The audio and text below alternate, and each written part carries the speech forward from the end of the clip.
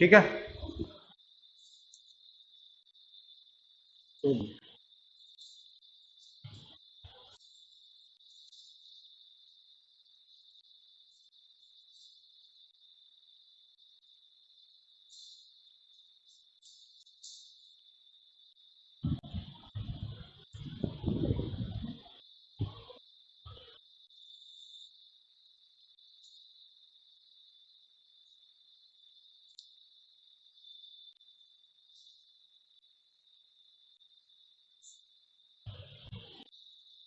तो कल हम लोग क्या कर रहे थे? कल लास्ट टॉपिक हम लोग का क्या चल रहा था?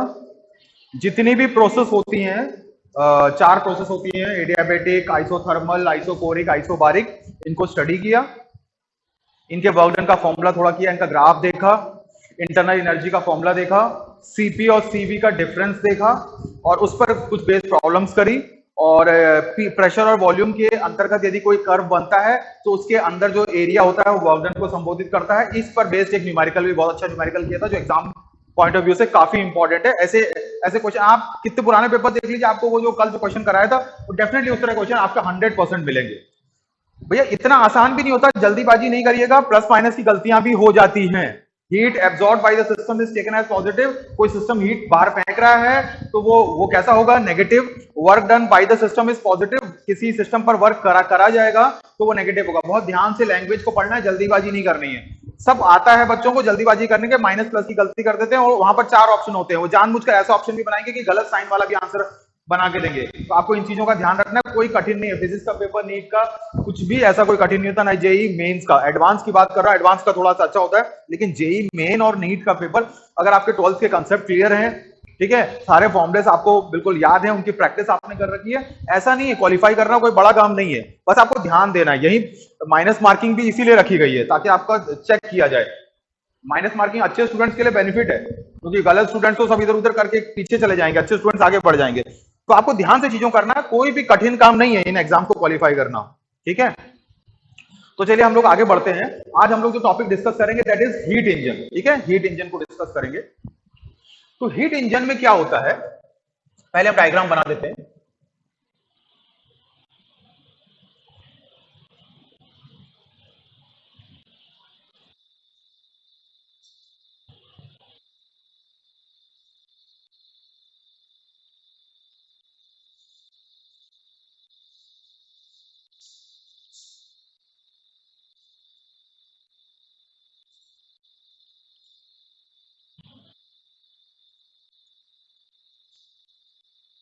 ठीक है, तो चलिए अब हीट इंजन को पहले समझ लीजिएगा, डायग्राम वगैरह सब ठीक है। तो सबसे पहले हीट इंजन एक ऐसा इंजन कह सकते हैं, एक ऐसा इंजन हीट इंजन कहलाएगा जो साइक्लिक प्रोसेस पर काम करता है। सबसे इंपॉर्टेंट चीज उसकी ये है कि साइक्लिक प्रोसेस पे काम करेगा। हम लोगों ने साइक्लिक प्रोसेस कल स्टडी करी थी। साइक्लिक प्रोसेस कुछ नहीं होता है, अगर जिस स्टेट पर आप, जिस स्टेट से आप स्टार्ट हुए, घूम फिर के आप उसी स्टेट में वापस आ जाते हैं, तो ऐसी प्रोसेस कौन सी प्रोसेस कहलाती है? Cyclic process. और साइक्लिक प्रोसेस को हासिल करने के लिए कम से कम कितनी प्रोसेस होनी चाहिए? दो, क्योंकि एक जाएंगे और एक वापस आएंगे। दो से ज्यादा भी हो सकती है, पहला एक से दो गए, दो से तीन गए, तीन से चार गए, चार से वापस एक में आए, तो इस तरह मतलब वापस अगर जिस स्टेट से स्टार्ट हुआ उस स्टेट पर वापस आ जाएंगे। तो ऐसी पूरी प्रक्रिया जो है, ऐसी पूरी प्रोसेस जो है वो साइक्लिक प्रोसेस के नाम से जानी जाती है, साइक्लिक प्रोसेस के नाम से जानी जाती है। क्लियर है? और एटलीस्ट दो प्रोसेस होनी चाहिए ताकि किसी प्रोसेस को हम साइक्लिक कहें, क्योंकि एक आने का रास्ता और एक जाने का रास्ता और एक आने का रास्ता वापस होगा, तो कम से कम ये होगा। तो सबसे पहले अभी हम लिखा देंगे पॉइंट्स में। तो हीट इंजन एक ऐसा डिवाइस है, एक ऐसा डिवाइस है जो साइक्लिक प्रोसेस पर काम करता है। सबसे इंपॉर्टेंट चीज है कि वो साइक्लिक, इस डायग्राम में भले आपको नहीं लग रहा हो कि साइक्लिक प्रोसेस में काम कर रहा है, लेकिन आपको पता होना चाहिए कि जहां से, जिस स्टेट से स्टार्ट होगा उसी स्टेट पर आके वापस फिनिश होता है। तो ये वर्क कैसे करता है, हीट इंजन का काम क्या है? तो हीट इंजन में एक वर्किंग सब्सटेंस है, मतलब ये जो बीच में हमने बनाया यही सिस्टम है या वर्किंग सब्सटेंस है। क्या वर्किंग सिस्टम? जैसे मान लो स्टीम इंजन अब तो नहीं चलती है, स्टीम इंजन पहले चलती थी, तो उसमें स्टीम यूज होती थी, भाप यूज होता था ताकि आपकी ट्रेन चले, तो वहां पर जो स्टीम होता था उसको वर्किंग सब्सटेंस कहते थे। अब जैसे हमारी गाड़ियां हैं, पेट्रोल वाली गाड़ियां, जैसे हमारे मोटरसाइकिल हो गई, स्कूटी हो गई, ये सब चीजें ये पेट्रोल से चलती हैं, इवन की छोटी कारें भी आपके पेट्रोल से चलती हैं। तो वहां पर अगर हमारी ये जो पेट्रोल इंजन में आपके पेट्रोल और एयर का मिक्सचर होता है, पेट्रोल और एयर का मिश्रण होता है, ठीक है, पेट्रोल और एयर का मिश्रण होता है, उसकी सहायता से कुछ प्रोसेस होती है वो चलती है। यानी कि वहां पर पेट्रोल और एयर का मिश्रण, या डीजल वाली गाड़ियां, इन सब में जो पेट्रोल, एयर या फिर जो डीजल है, ये वर्किंग सब्सटेंस का काम करेगा। ठीक है, वही मेन चीज है उसकी। अब हीट इंजन में क्या होता है, ऐसा एज्यूम किया जाता है, एक्चुअली में ऐसा पॉसिबल नहीं होता पूरी तरीके से, तो ऐसा एज्यूम किया जाता है कि जो वर्किंग सब्सटेंस है या फिर सिस्टम है वो किसी, ये एक thermal reservoir, this is one thermal reservoir and this is another thermal reservoir. तो ये जो थर्मल रिजर्वायर है, थर्मल रिजर्वायर की हमने खासियत पहले भी आपको बताई थी। थर्मल रिजर्वायर ऐसे रिजर्वायर होते हैं जिनका टेम्परेचर हमेशा क्या रहता है, कांस्टेंट रहता है। आप उसमें से कुछ हीट ले लीजिए या फिर कुछ हीट दे भी दीजिए तो कोई फर्क नहीं पड़ता है। तो ऐसा ही थर्मल रिजर्वायर है, और इसका ये टेम्परेचर कितना है, दैट इज T2। यानी कि जो हीट इंजन है, ये जो वर्किंग सब्सटेंस है, ये दो रिजर्वायर के बीच काम करेगा। एक को एक का टेम्परेचर फिक्स होगा, इसका टेम्परेचर फिक्स है। कितना टेम्परेचर इसका फिक्स है, T1। इसका टेम्परेचर कितना फिक्स है, T2। एक का T1 है, दूसरे का कितना है, T2 है। और एक चीज आपको ध्यान देनी है कि यहां पर T1 इज ग्रेटर देन क्या, T2, ये बात ध्यान देनी है। तो heat engine is a device which works on a cyclic process and it acts between two reservoirs, two thermal reservoirs. The first reservoir is kept at a fixed temperature, that is T1, and another reservoir is kept at a fixed temperature, that is T2, और T1 is greater than T2। ये बात आपको ध्यान रखनी है, ठीक है। दो रिजर्वायर के बीच में काम करता है। अच्छा, जो ऊपर रिजर्वायर है इसका नाम हमने सोर्स लिखा है, इसका नाम जो है वो सोर्स लिखा है, इसका नाम सिंक लिखा है। ये जो वर्किंग सब्सटेंस है, ये जो वर्किंग सब्सटेंस है, गाड़ियों में जो वर्किंग सब्सटेंस यूज हो रहा है, ये जो सिस्टम यूज हो रहा है, वो क्या करेगा, इस सोर्स से कुछ हीट लेगा, इस सोर्स से कुछ हीट लेगा। मान के चलो सोर्स से हीट ले रहा है, कितना हीट ले रहा है, Q1, ठीक है। ये Q1 यानी कि ये इनपुट हीट है, मतलब यहां से गई, तो इसका कुछ पार्ट वर्क में कन्वर्ट होगा, इसका कुछ पार्ट वर्क में कन्वर्ट होगा, और रिमेनिंग पार्ट सिंक में चला जाएगा। आमतौर पर कोई पूछेगा सिंक क्या होता है, ये सिंक नाम क्या है। अरे सिंक का मतलब है कि ऐसा जहां पर सारा कूड़ा आप फेंक दीजिए। सिंक मतलब वो है जहां पर सबको सिंक कर दो, मतलब फेंक दो, समझ में आए। जैसे अगर हम कहीं पर, जैसे हमारा डस्टबिन है, ये सिंक माना जा सकता है। यहाँ पर सारा कूड़ा कचरा उठा के हम यहाँ पर डाल देते हैं, यानी कि जो भी चीज फालतू की चीजें हैं वो उठा के उसमें डाल देते हैं। हमारा अगर फिजिक्स के हिसाब से या थर्मोडायनेमिक्स के हिसाब से अगर सिंक है, तो सबसे बेस्ट एग्जांपल हमारा सराउंडिंग, ये जो एटमॉस्फेयर है, ये पूरा पूरा सिंक है, सारी चीजें इसमें इस वातावरण में विलीन हो जाती हैं, ठीक है। तो सोर्स तो एक वो होगा जहां से आप हीट ले रहे हैं, उस हीट का कुछ पार्ट ही वर्क में कन्वर्ट होगा, और जो रिमेनिंग पार्ट है वो बेकार जाएगा, यानी कि Q2 बेकार है। इससे ये भी बात पता चलती है कि पूरा पूरा जो हीट है वो वर्क में आपका कन्वर्ट नहीं हो सकता। अब यहीं पर प्रॉब्लम है। देखिए, फर्स्ट लॉ थर्मोडायनेमिक्स तो ये कहता है, फर्स्ट लॉ ऑफ थर्मोडायनेमिक्स ये कहता है कि एक एनर्जी दूसरे एनर्जी में पूरी तरीके से कन्वर्ट हो सकती है। एक एनर्जी पूरी तरीके से energy is neither created not destroyed, it can only be transferred from one body to another या transformed from one form to another. लेकिन यहां पर एक प्रॉब्लम क्रिएट हो गई, कहना ठीक है आपने, इसका मतलब ये पता चलता है कि एक एनर्जी दूसरे एनर्जी में पूरी तरीके से कन्वर्ट हो सकती है। लेकिन जब हम हीट इंजन की बात करते हैं तो हीट इंजन में इनपुट हीट कौन सा है, Q1 है, लेकिन Q1 पूरी तरीके से W में कन्वर्ट हो ही नहीं पाता, ये प्रैक्टिकली पॉसिबल है ही नहीं। यानी कि Q2 कुछ ना कुछ Q2 जरूर वेस्ट जाएगा, कहां पर, एटमॉस्फेयर में या सराउंडिंग्स में। क्लियर है, आप इसको बचा नहीं सकते। यानी कि आप कोई भी ऐसा डिवाइस बना नहीं सकते हैं जो पूरी पूरी हीट को किस में कन्वर्ट कर दे, वर्क में। यहीं पर first law of thermodynamics fail होने लगता है कि फर्स्ट लॉ ऑफ थर्मोडायनेमिक्स कहता है भैया हमने जो एनर्जी दी उसको पूरा पूरा कन्वर्ट करो। कहना अच्छा इसका मतलब ये हुआ कि फ्रिक्शन में कुछ लॉस हुआ होगा, ऐसा नहीं। फ्रिक्शन के लॉस तो अलग हैं, वो जो जैसे घर्षण में लॉस हो जाता है ना, जैसे कोई चीज देते हैं, अब हमारा फ्रिक्शन में लॉसेस हो जाते हैं, या गाड़ियां चलती हैं तो गाड़ियों के बीच में फ्रिक्शन होता है, पार्ट्स के बीच में फ्रिक्शन होता है, वहां पर भी लॉस होता है, कहना वो सब अलग है। आपका आप कुछ भी कर लो, उन सबको अगर उनका फ्रिक्शन को जीरो भी कर दो मान के चलो, तब भी आपका पूरा हीट वर्क में कन्वर्ट नहीं हो सकता। ये Q2 मतलब बाय डिफॉल्ट Q2 होना ही होना है, मतलब कुछ ना कुछ पार्ट वेस्ट होना ही होना है। तो हीट इंजन एक ऐसा डिवाइस है जो किसी बड़े टेम्परेचर पर एक रिजर्वायर रखा है, वहां से हीट लेगा, कुछ वर्क करेगा, और बाकी जो रिमेनिंग है वो किसको दे देगा, सिंक को दे देगा, यानी कि सराउंडिंग्स को दे देगा, यानी कि एटमॉस्फेयर को दे देगा। साइक्लिक प्रोसेस पे काम करता है, ये चीज यहां पर आपको समझनी है। तो अगर हम हीट इंजन पढ़ रहे हैं तो कोई मैथमेटिकल फॉर्मूला है, मतलब मैथमेटिकली कुछ, ये तो थ्योरी पार्ट हो गई है ना। कोई भी इंजन है तो डेफिनेटली आप ये चाहोगे कि आपकी इंजन की एफिशिएंसी बहुत अच्छी हो। एफिशिएंसी मतलब आपका इंजन, कहना एफिशिएंसी को कैसे आकलन करेंगे, एफिशिएंसी को कैसे नापेंगे, अरे भैया जितना ज्यादा वर्क आउटपुट मिलेगा समझ लीजिए उतनी आपकी ज्यादा अच्छी इंजन है। या फिर हम कहेंगे Q2 जितना कम से कम होगा, Q2 को जीरो तो नहीं कर सकते लेकिन कम से कम तो कर सकते हैं, मिनिमाइज तो कर सकते हैं। इसका मतलब है या आप कहें कि वर्क ज्यादा से ज्यादा हो और Q2 कम से कम हो, ऐसा इंजन आपको बनाने की कोशिश करनी है, यानी कि उसकी एफिशिएंसी, यानी कि किसी भी इंजन का परफॉर्मेंस देखना है तो उसकी किससे दी जाएगी, उसकी एफिशिएंसी से। क्या एफिशिएंसी क्या होती है? क्या एफिशिएंसी आपने कई विषयों में पढ़ी है, कई सब्जेक्टों में पढ़ी है। एफिशिएंसी का एक सिंपलेस्ट फॉर्मूला होता है, अगर साइंस के नजरिए से नहीं भी देखें, सिंपली फॉर्मूला होता है आउटपुट अपॉन इनपुट। भाई हमने आपको इतना इनपुट दिया था, आपने आउटपुट कैसा दिया, अब हमको इससे मतलब है। यानी कि यहां पर भी ऐसा ही कुछ फॉर्मूला होगा। अगर एफिशिएंसी इंजन का निकालना है तो हम लोग लिखेंगे आउटपुट अपॉन इनपुट। कहना यहां पर आउटपुट किस फॉर्म में है? कहना यहां पर आउटपुट किसके फॉर्म में है? Work output. इनपुट क्या था? इनपुट क्या था? Q1। हमने आपको Q1 दिया, अब उसका कुछ पार्ट W। यानी कि अगर हम इसकी एफिशिएंसी देखें तो इसकी एफिशिएंसी होगी सिंपली W अपॉन Q1। इस तरीके से उसका कुछ फॉर्मूला अभी हम बनाने जा रहे हैं।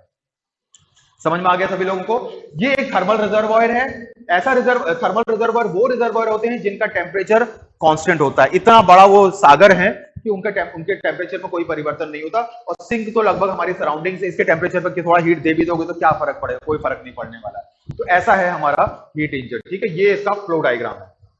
क्लियर हो गया? ठीक है, ये पढ़ना जरूरी है क्योंकि एग्जाम में क्वेश्चन इस पर बेस भी आते हैं। तो चलिए फटाफट लिख लेते हैं कि heat engine is a device, heat engine is a device which works on cyclic process। सबसे इंपॉर्टेंट चीज है इसका cyclic process. Heat engine is a device which works on cyclic process। ये साइक्लिक प्रोसेस पे काम करेगा, यानी कि जहां से शुरू हुआ वहीं पर आके खत्म हो जाएगा। सेकेंड, it receives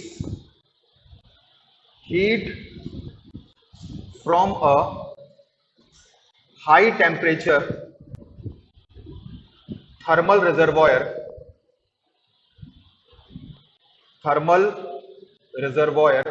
ब्रैकेट में उसका टेम्परेचर T1 लिख सकते हैं। इट रिसीव, ये रिसीव कर रहा है मतलब गेन कर रहा है। कौन? Heat engine. ये वर्किंग सब्सटेंस या इसको वर्किंग सब्सटेंस भी कह सकते हैं और यही हमारा हीट इंजन है, समझ लीजिए। इसी को आप हीट इंजन भी कह सकते हैं। ठीक है, यही हीट इंजन है हमारा। It receives heat from a high temperature thermal reservoir and reject करेगा, इसको रिजेक्ट करेगा नीचे वाले को, and reject heat to another thermal reservoir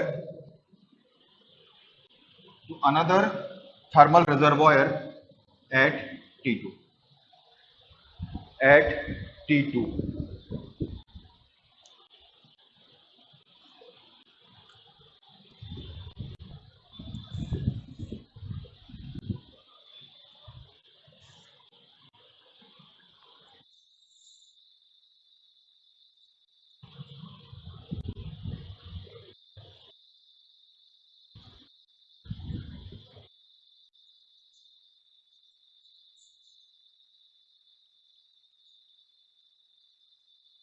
ठीक, पहला point, this is the first point, this is second point. ठीक है,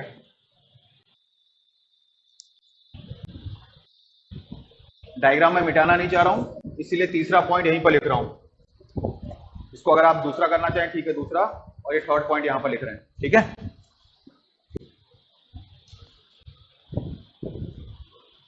लिखो the higher temperature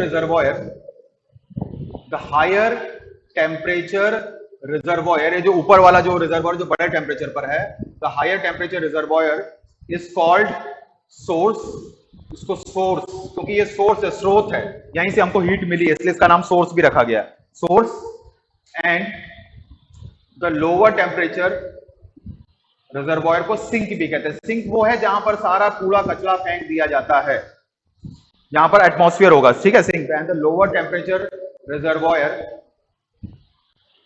is called, इसको सिंक के नाम से भी जानते हैं। ठीक है, इसको सिंक के नाम से भी जानते हैं, सिंक के नाम से भी जानते हैं। ठीक है, देखो heat engine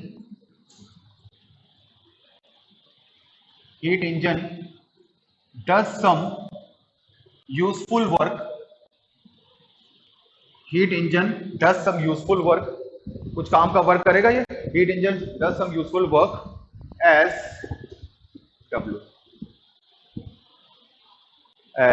W। Heat engine कुछ कार्य करके देगा, दैट इज W। फिर हो गया। फिर अब ये लिखेंगे according to first law of thermodynamics, according to first law of thermodynamics, ठीक है। अब देखिएगा कैसे फॉर्मूला बनाने जा रहे हैं। According to first law of thermodynamics, first law of thermodynamics कल किया था, क्या होता है, delta Q is equal to delta U plus delta W, ठीक है। तो हम पहले वही फॉर्मूला हम यहां पर भी इसको अप्लाई करेंगे। हमारा ये फॉर्मूला हो जाएगा delta Q is equal to क्या, delta U plus delta W।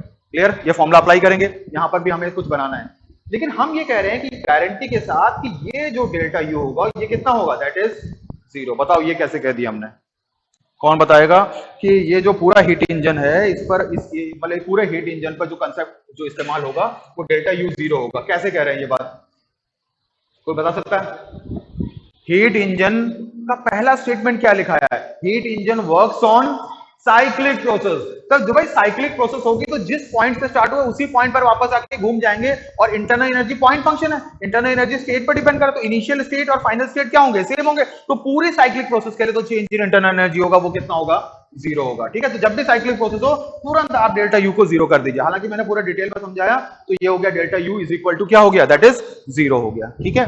अब आगे देखते हैं। इसका मतलब है कि इससे एक ये निष्कर्ष निकलेगा कि डेल्टा U हमारा 0 हो गया, तो इससे ये निष्कर्ष निकलेगा कि जो टोटल हीट का जो इंटरेक्शन होगा सिस्टम का वो टोटल वर्क डन के बराबर हो जाएगा, क्योंकि चेंज इंटरनल एनर्जी 0, ठीक है। अब इससे ये पता चलता है कि जो डेल्टा W को आप थोड़ी देर के लिए W भी कह सकते हैं, तो W will be equals to delta Q। तो डेल्टा Q का फॉर्मूला हो जाएगा Q1 माइनस Q2, यानी कि W का फॉर्मूला आ जाएगा Q1 माइनस Q2। W का फॉर्मूला हो जाएगा Q1 माइनस Q2, ठीक है। थोड़ी देर के लिए क्योंकि हमने इस एक्सप्रेशन में W रखा था, इसलिए हमने इसको W लिख दिया। आपको पूछेगा ये डेल्टा Q और डेल्टा W तो बराबर हो गए क्योंकि इंटरनल एनर्जी का चेंज 0 हो गया है, लेकिन ठीक है। तो और डेल्टा W को थोड़ी देर में W लिख लिया, और W इज इक्वल टू ये जो डेल्टा Q होता है ना बेटा, ये टोटल हीट इंटरेक्शन होता है, सिस्टम ने कितना टोटल हीट का इंटरेक्शन किया। अब आपने देखा डायग्राम मिट गया, तो आपने देखा कि जो हीट इंजन है बीच वाला ये सिस्टम है, सब्सटेंस है, वो एक तरफ से हीट गेन कर रहा है और एक तरफ से हीट रिजेक्ट कर रहा है। तो उसका टोटल हीट का इंटरेक्शन कितना हुआ, उसने उसकी आने वाली हीट कितनी थी Q1, वो पॉजिटिव होगी, और जाने वाली हीट कितनी थी Q2, तो Q2 क्या होगा, नेगेटिव। यानी कि उस सिस्टम का पूरा हीट का आदान प्रदान कितना का हो, कहना Q1 तो आया था प्लस होगा, Q2 गया था तो माइनस होगा। तो टोटल हीट का जो इंटरेक्शन होगा that will always be equal to क्या, इस केस में क्या हो जाएगा, that is Q1 minus Q2, और Q1 माइनस Q2 किसके बराबर हो जाएगा, W के बराबर, ठीक है। तो इस केस में आपको ध्यान देना कि जब भी W आप लिखेंगे डायरेक्ट लिख दीजिएगा Q1 माइनस Q2। वो आया कैसे, वो हमने आपको यहां कंसेप्ट से बता दिया कि हीट और वर्क यहां पर बराबर हो जाएंगे। टोटल हीट इंटरेक्शन ध्यान दीजिएगा, ये डेल्टा Q हमेशा टोटल हीट इंटरेक्शन होता है, आने वाली हीट जाने वाली हीट सब काउंट करनी है आपको, ठीक है। फिर नेक्स्ट पॉइंट हम लिख सकते हैं, the efficiency of heat engine, the efficiency of heat engine is given by, अगर किसी भी हीट इंजन की एफिशिएंसी को बेटा ईटा से डिनोट करते हैं, ध्यान दीजिएगा। तो efficiency of A heat engine is given by ईटा, और ईटा का फॉर्मूला होता है आउटपुट अपॉन इनपुट। इस केस में आप कह सकते हैं इसको क्या, work output upon heat input. ये हो जाएगा work output upon heat input, work output upon heat input. Efficiency का जनरल फॉर्मूला हमने लिखा है कि आउटपुट अपॉन इनपुट, लेकिन यहां पर यदि हम देखें तो ये हो जाएगा work output upon heat input. तो बताइए वर्क आउटपुट कितना है, वर्क आउटपुट है W, यानी कि ईटा का फॉर्मूला हो जाएगा W अपॉन क्या, हीट इनपुट। तो हीट इनपुट कितना है, Q1 है, तो यानी कि ये हो जाएगा W का फॉर्मूला क्या हो जाएगा, Q1 माइनस Q2 अपॉन क्या, Q1, ठीक है। Q1 minus Q2 upon Q1। Heat input ध्यान देना, ये जो नीचे लिखा हुआ है इनपुट है, इनपुट हीट हम सिस्टम को या इंजन को या वर्किंग सब्सटेंस को क्या दे रहे हैं, Q1 दे रहे हैं। तो हमने आपको Q1 दिया था, अब आप उसको पूरा कन्वर्ट नहीं कर पा रहे हो वर्क में, ये आपकी प्रॉब्लम है। हमने तो आपको हीट इनपुट दिया था, ठीक है, रिजेक्ट हो रहा है कुछ ना कुछ चीजें। तो बताइए इस फॉर्मूले को कुछ ऐसा भी लिख देंगे, Q1 upon Q1 minus Q2 upon Q1। तो एफिशिएंसी का ये मतलब ऐसा कुछ फॉर्मूला फाइनली बना के छोड़ दिया जाता है, efficiency is equal to 1 minus Q2 upon Q1, ठीक है। एफिशिएंसी का formula 1 minus Q2 upon Q1, अलग अलग कर लिया। ठीक है, एक चीज और लिख लीजिएगा, Q2 can never be equal to zero, Q2 कभी भी जीरो नहीं हो सकता, Q2 not equal to zero. जो Q2 है, Q2 Q2 की बात कर रहे हैं, Q2 कभी भी जीरो नहीं होगा। Q2 कभी भी जीरो नहीं होने का मतलब है ना, जो नीचे जो सिंक में हीट जा रही थी वो उसकी वैल्यू कुछ ना कुछ होगी। नॉट इक्वल टू जीरो का मतलब है वैल्यू कुछ ना कुछ क्या होती है, अगर जीरो हो गई तो वो समझ खत्म हो गई, तो नॉट इक्वल टू जीरो इसका मतलब है आप Q2 आपका Q2 हमेशा ही होगा, यानी कि आप Q2 को अवॉइड नहीं कर सकते। ये चीज यहां का कहना मतलब Q2 कभी भी जीरो नहीं होगा।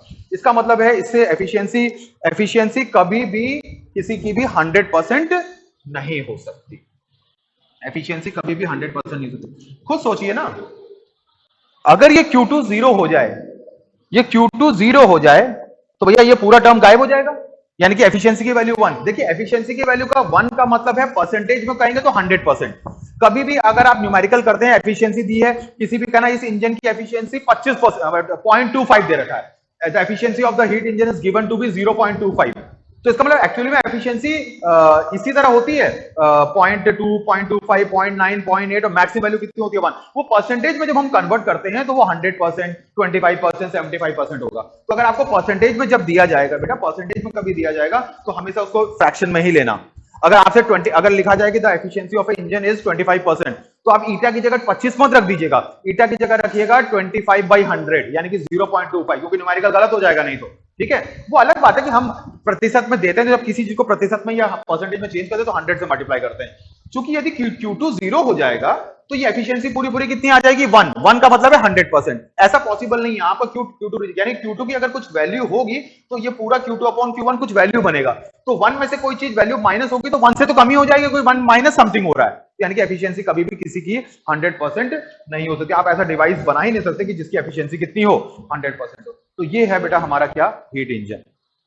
ठीक है, हीट इंजन किस पर काम करता है, साइक्लिक प्रोसेस पर काम करता है। हीट इंजन का बेसिक पार्ट क्या है, वर्किंग सब्सटेंस, ठीक है, जिसको हीट इंजन कहते हैं। वो दो थर्मल रिजर्वॉयर के बीच में काम करता है, एक बड़े टेम्परेचर पर होता है, एक छोटे टेम्परेचर पर होता है। बड़े टेम्परेचर को सोर्स भी कहते हैं, छोटे टेम्परेचर को सिंक कहते हैं। बड़े टेम्परेचर से हीट लेता है Q1 और छोटे टेम्परेचर को हीट फेंक देता है Q2, जो उन दोनों का जो डिफरेंस है Q1 माइनस Q2 वही एक्चुअली में वर्क होता है। और एफिशिएंसी का formula output upon input, work done upon heat input, और ये फाइनली हमारा formula 1 minus Q2 upon, this is the total concept of heat engine. ठीक है, कार्नोट की इंजन की बात नहीं कर रहे हैं, कार्नोट इंजन भी अभी आएगा, लेकिन अभी हम एक जनरल इंजन की बात करते हैं कि जनरल इंजन क्या होगा। कार्नोट इंजन आदर्शवादी इंजन है, ऐसा पॉसिबल ही नहीं दुनिया में, मतलब कार्नोट इंजन बस एज्यूम किया गया। मान लो कि ऐसा एज्यूम करके इंजन क्रिएट कर दो जिसकी एफिशिएंसी बाकी सारे इंजनों की एफिशिएंसी सबसे अधिक होता है, ऐसा इंजन होता है कार्नोट इंजन। उसके बारे में भी थोड़ा टाइम लेके स्टडी करेंगे। तो तीन डिवाइस आपको साथ साथ पढ़ने हैं, तीन डिवाइस आपको साथ साथ पढ़ने हैं। एक होता है हीट इंजन, एक होता है हीट पंप, और एक होता है रेफ्रिजरेटर। तीनों का साथ साथ पढ़ना है, तीनों को स्टडी करना है और तीनों को रिलेट भी करना है आपस में। तो अभी हम लोगों ने एक डिवाइस पढ़ा, कौन सा, हीट इंजन। तो नेक्स्ट हम लोग तुरंत स्टडी करने जा रहे हैं कौन सा, हीट पंप। काम पता होना चाहिए सबका, वो वाला पंप नहीं है यहां पर, ध्यान रखिएगा एक चीज, ये वाला जो हम लोग घरों में जो पंप यूज करते हैं पानी वानी के लिए, भैया वो हाइड्रोलिक्स वाला नहीं है, लिक्विड वाला वो वाला नहीं है, यहाँ फ्लूइड मैकेनिक्स वाला नहीं है यहाँ पर। ठीक है, यहाँ पर थर्मोडायनेमिक्स का हीट इंजन, थर्मोडायनेमिक्स का ही हीट पंप और थर्मोडायनेमिक्स का ही रेफ्रिजरेटर। तो चलिए नेक्स्ट टॉपिक जो हम लोग स्टडी करेंगे जल्दी से, उसको हम लोग कहेंगे क्या, हीट पंप। ठीक, सबसे पहले मकसद समझ लो कि भाई इंजन का क्या मकसद है, पंप का क्या मकसद है, दोनों में डिफरेंस क्या है। इंजन का मकसद सिर्फ इतना है कि वो वर्क आउटपुट करके देगा। कहने कैसे देगा, कहना कहीं से हीट लेगा। कहने कहां से हीट लेगा, कहना एक बड़ा टेम्परेचर रिजर्वर होगा उससे हीट लेगा और उसका कुछ हिस्सा ही वर्क में कन्वर्ट, यानी कि इंजन का काम सिर्फ हीट लेना और वर्क आउटपुट करके देगा। जैसा उसका नाम है इंजन का काम ही है भाई गाड़ी चलाना, इसका मतलब वर्क आउटपुट करके देगा। जैसा उसका नाम है वैसा ही वो करता है और कुछ इस तरीके से करता है जैसा कि अभी बताया गया। अब हीट पंप का क्या मकसद है, हीट पंप का सबसे मेन मकसद यह है कि वो लगातार किसी बॉडी को गर्म रखता है, लगातार किसी बॉडी को गर्म रखता है, मतलब लगातार किसी बॉडी को गर्म रखने का प्रयास करेगा एक ही टेम्परेचर पर, एक ही टेम्परेचर, मतलब तुम्हारा इसका टेम्परेचर इतना ही मेंटेन हो। अब नॉर्मल सी बात सोचो कि मान के चलो कोई गर्म बॉडी हम यहां पर लेके चले आए, यहां पर कोई गर्म बॉडी बड़ी होनी चाहिए, थोड़ी सी गर्म बॉडी यहां पर लेके चले आए और उसको हमने फ्रीली छोड़ दिया, तो क्या वो उतने ही टेम्परेचर पर रहेगा या उसका टेम्परेचर गिर जाएगा, गिर जाएगा। इसका मतलब है मान के चलो उसका टेम्परेचर 80 डिग्री सेल्सियस लेके आए हम किसी तरीके से, थोड़ी देर बाद वो ठंडा हो जाएगा। लेकिन हम चाहते हैं कि उसका टेम्परेचर 80 डिग्री सेल्सियस पर ही मेंटेन रहे। बताओ ये कैसे होगा? अगर उसका टेम्परेचर लगातार 80 डिग्री सेल्सियस पर ही मेंटेन करके रखना है तो हमें क्या करना चाहिए? लगातार उसको कुछ चीज देनी पड़ेगी। क्या देनी पड़ेगी? हीट। हाँ, हीट क्या करनी पड़ेगी? देती रहनी पड़ेगी। तो हीट पंप एक ऐसा डिवाइस हो जो लगातार किसी बड़ी बॉडी को एक फिक्स टेम्परेचर पर मेंटेन करने का काम करता है। कहने कैसे करेगा भाई मेंटेन? कहना अगर ऐसे फ्रीली नेचर के हिसाब से, प्रकृति के हिसाब से छोड़ दोगे तो वो ऑटोमेटिकली सराउंडिंग के टेम्परेचर की थोड़ी देर बाद बराबर होने की कोशिश करेगा। लेकिन यदि हम उसको लगातार हीट देंगे तो वो अपने टेम्परेचर पर मेंटेन करेगा। तो heat pump is a device which is used to maintain a body at a higher temperature. Maintain किया एक बड़े टेम्परेचर पर, और वो टेम्परेचर सराउंडिंग से हमेशा क्या होना चाहिए? ज्यादा होना चाहिए। अब एक तो ये चीज होगी। दूसरी, हीट पंप भी साइक्लिक प्रोसेस पर काम करता है। और तीसरी बहुत ही एक और इंपॉर्टेंट चीज है कि जो इसका डायग्राम होता है, हीट का जो फ्लो का डायग्राम होता है, ये जस्ट इसका रिवर्स होता है। मतलब जैसे वो ऊपर से हीट आ रही थी, नीचे की तरफ जा रही थी, यहां पर बिल्कुल रिवर्स होगा। तो अब आप देखिएगा हीट पंप में क्या कर रहे हैं। ये एक बनाया, ये एक बनाया, और ये एक बनाया। ये तीन चीजें आपको लग रहा है कि वहां पर भी ऐसा ही था। दो गोले ऊपर बने थे, सॉरी, दो डब्बे ऊपर बने थे, एक गोला बीच में बना था, ऐसा ही कुछ है। तो सेम चीज यहां पर भी है। यहां पर भी जहां पर भी होगा टेम्परेचर कितना? T1, और यहां पर भी टेम्परेचर कितना होगा? T2। और ये कंफर्म है कि T1 will be greater than T2। ये भी डायग्राम वैसा ही है, बस इसका ये रिवर्स काम करता है। बताइए वहां पर डायग्राम कैसा था? ये इस Q1 का एरो कहां की तरफ था? ऐसे था। इस Q2 का एरो कहां की तरफ था? ऐसे था। और W का एरो कहां की तरफ था? बाहर की तरफ, मतलब वर्क आउटपुट है। बस इसको रिवर्स कर दीजिए, बस इसको पलट दीजिए। अगर यहां पर W बाहर की तरफ था तो यहां पर W आप ऐसे दिखाइए। दिखा दिया, ठीक है। इसको हम लिख देंगे W। यहां पर हीट कहां की तरफ जा रहा था? नीचे। तो यहां पर आप एरो चेंज कर दीजिए, और यहां पर भी एरो चेंज कर दीजिए। पहला काम तो ये कि रिवर्स। आपको याद करने में बहुत आसानी होगी कि मतलब कंफ्यूज हो जाते हैं कई बार बच्चे, डायग्राम्स में कंफ्यूज होते हैं। बस उसको रिवर्स कर देना है, और ये हमेशा बड़े टेम्परेचर। अब यहां पर क्या लिखना है, ये चीज आपको ध्यान देनी है। यहां पर हम लिखेंगे बॉडी टू बी मेंटेन। किसी बॉडी को मेंटेन करना है, body to be maintain at a higher क्या? टेम्परेचर। किसी बॉडी को मेंटेन करना है बड़े टेम्परेचर पर, और बड़ा टेम्परेचर कौन सा है? दैट इज क्या? T1। ठीक है। और बेटा ये जो यहां पर है, यहां पर होगा कौन सा? सराउंडिंग्स। यहां पर होगा सराउंडिंग्स, ठीक है। सराउंडिंग से ही वो हीट एक्सट्रैक्ट करेगा, Q2, और ये देगा Q1, और ये W है। और यहां पर आप लिख सकते हैं, ये जो है यही हमारा डिवाइस है, दैट इज हीट पंप। यही हमारा डिवाइस है, दैट इज हीट पंप। बहुत आसान है याद करना।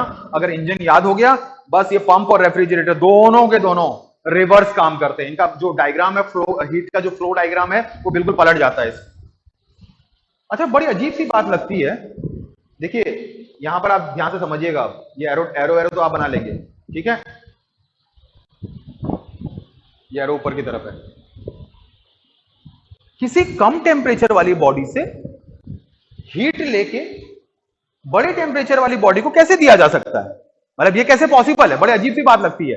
भाई आपने पढ़ा कि heat always flows from higher temperature body to lower temperature body, कि हमेशा बॉडी। तो कहना कि इसका मतलब यहां पर हम बिल्कुल उल्टा काम कर रहे हैं। सराउंडिंग से टेम्परेचर खींच रहे हैं, सराउंडिंग से टेम्परेचर खींच रहे हैं, और सराउंडिंग कितने टेम्परेचर पर है? T2। और देना किसको है? किसी बॉडी को जो कि उसके बड़े टेम्परेचर पर। तो उल्टा काम कर दे रहे हैं यार। वैसे बॉडी ठंडी है, मतलब उसकी तुलना में तो ठंडी है, वहां से हीट लेके आप बड़े को दे रहे हो।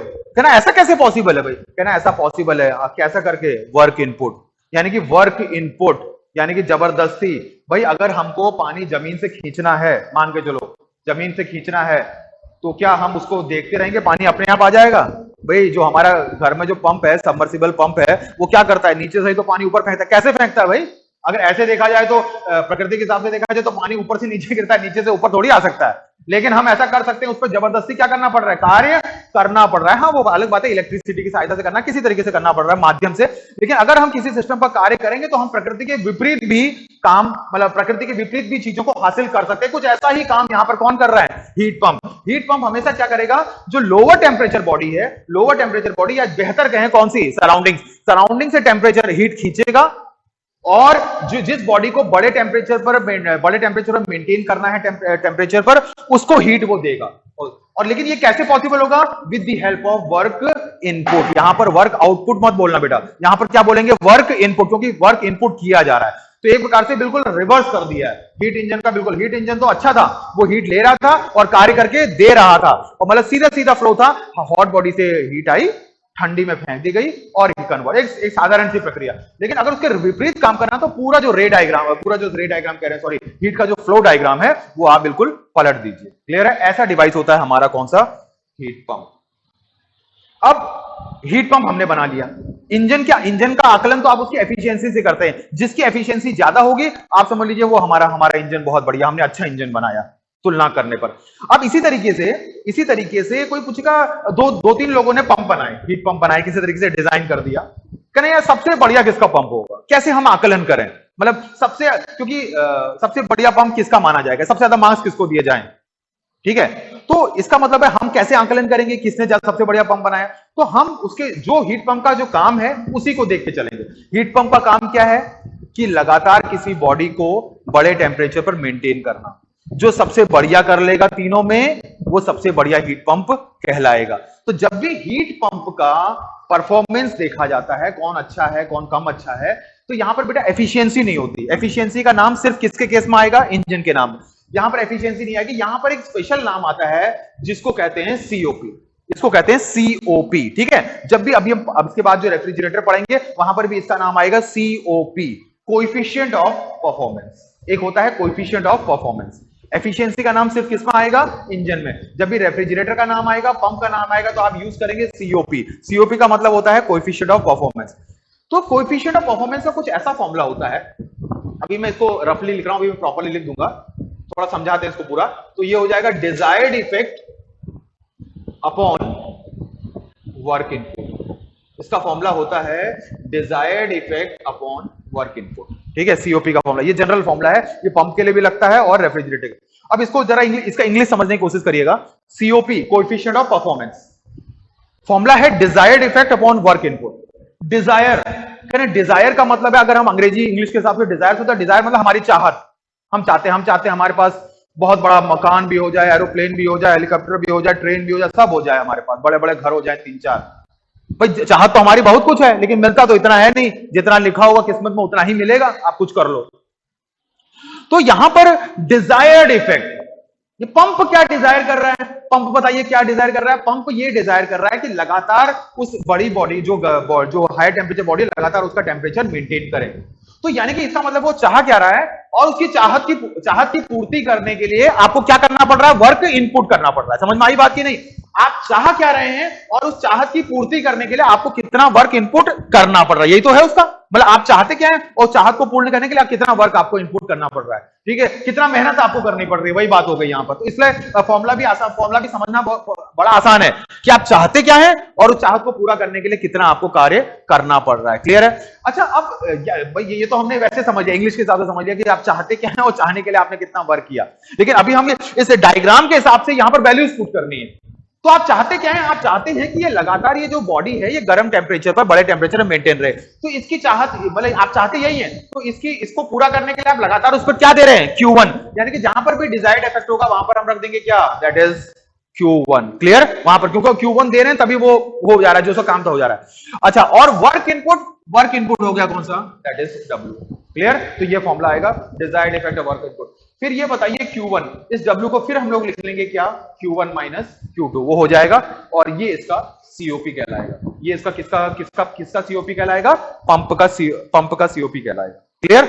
समझ में आ गया सभी लोगों को? इस तरीके से आपको याद रखना है तो चीजें बड़े आसानी से याद हो जाएंगी। अभी मैं इसको सब कर दूंगा। चलिए, क्लियर हो गया सभी लोगों को? तो फटाफट पॉइंट्स लिख लेते हैं। लिखिएगा, heat pump is a device which works on a cyclic process। भैया ये भी साइक्लिक प्रोसेस पर काम करता है। Heat pump is a device which works on a cyclic process. It always maintains a body, किसी बॉडी को मेंटेन किया रहेगा किसी टेम्परेचर पर। It always maintains a body at a higher temperature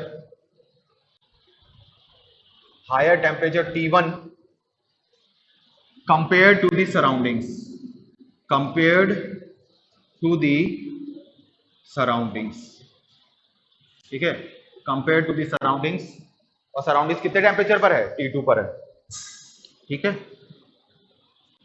it extracts, extract का मतलब होता है खींचना,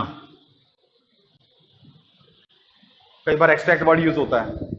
it extract heat from surroundings, it extract heat from surrounding and rejects heat to the body, और बॉडी को हीट फेंकता है। ये सराउंडिंग से हीट लेगा और जिस बॉडी को गर्म करना है उसको हीट फेंकेगा, और डायग्राम में आपकी सारी चीजें गिवन है, Q2 Q1 इस तरीके से सारी चीजें, ठीक है।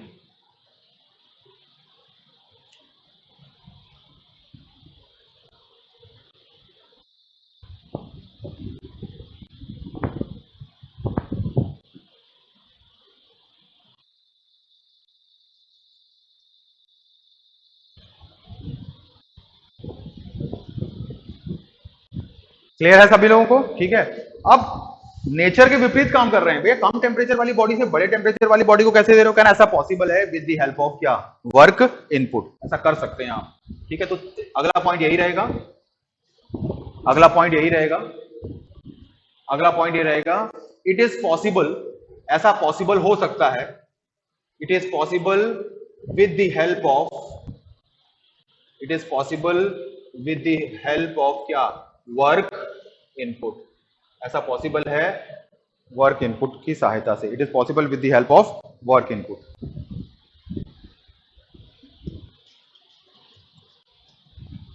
ऐसा पॉसिबल है with the help of work input. एक ये लिखना है कि heat engine, sorry heat pump works on the reverse process, reverse मतलब उल्टा, ठीक है, works on the reverse process of heat engine, heat engine के रिवर्स प्रोसेस पर काम करता है ये heat pump works on the reverse process of heat engine. फिर लिख लीजिएगा, नेक्स्ट हेडिंग डाल के लिख लीजिएगा, coefficient of performance, coefficient of performance, कैसा परफॉर्मेंस है भैया, COP, capital C capital O capital P, coefficient of performance, ठीक है।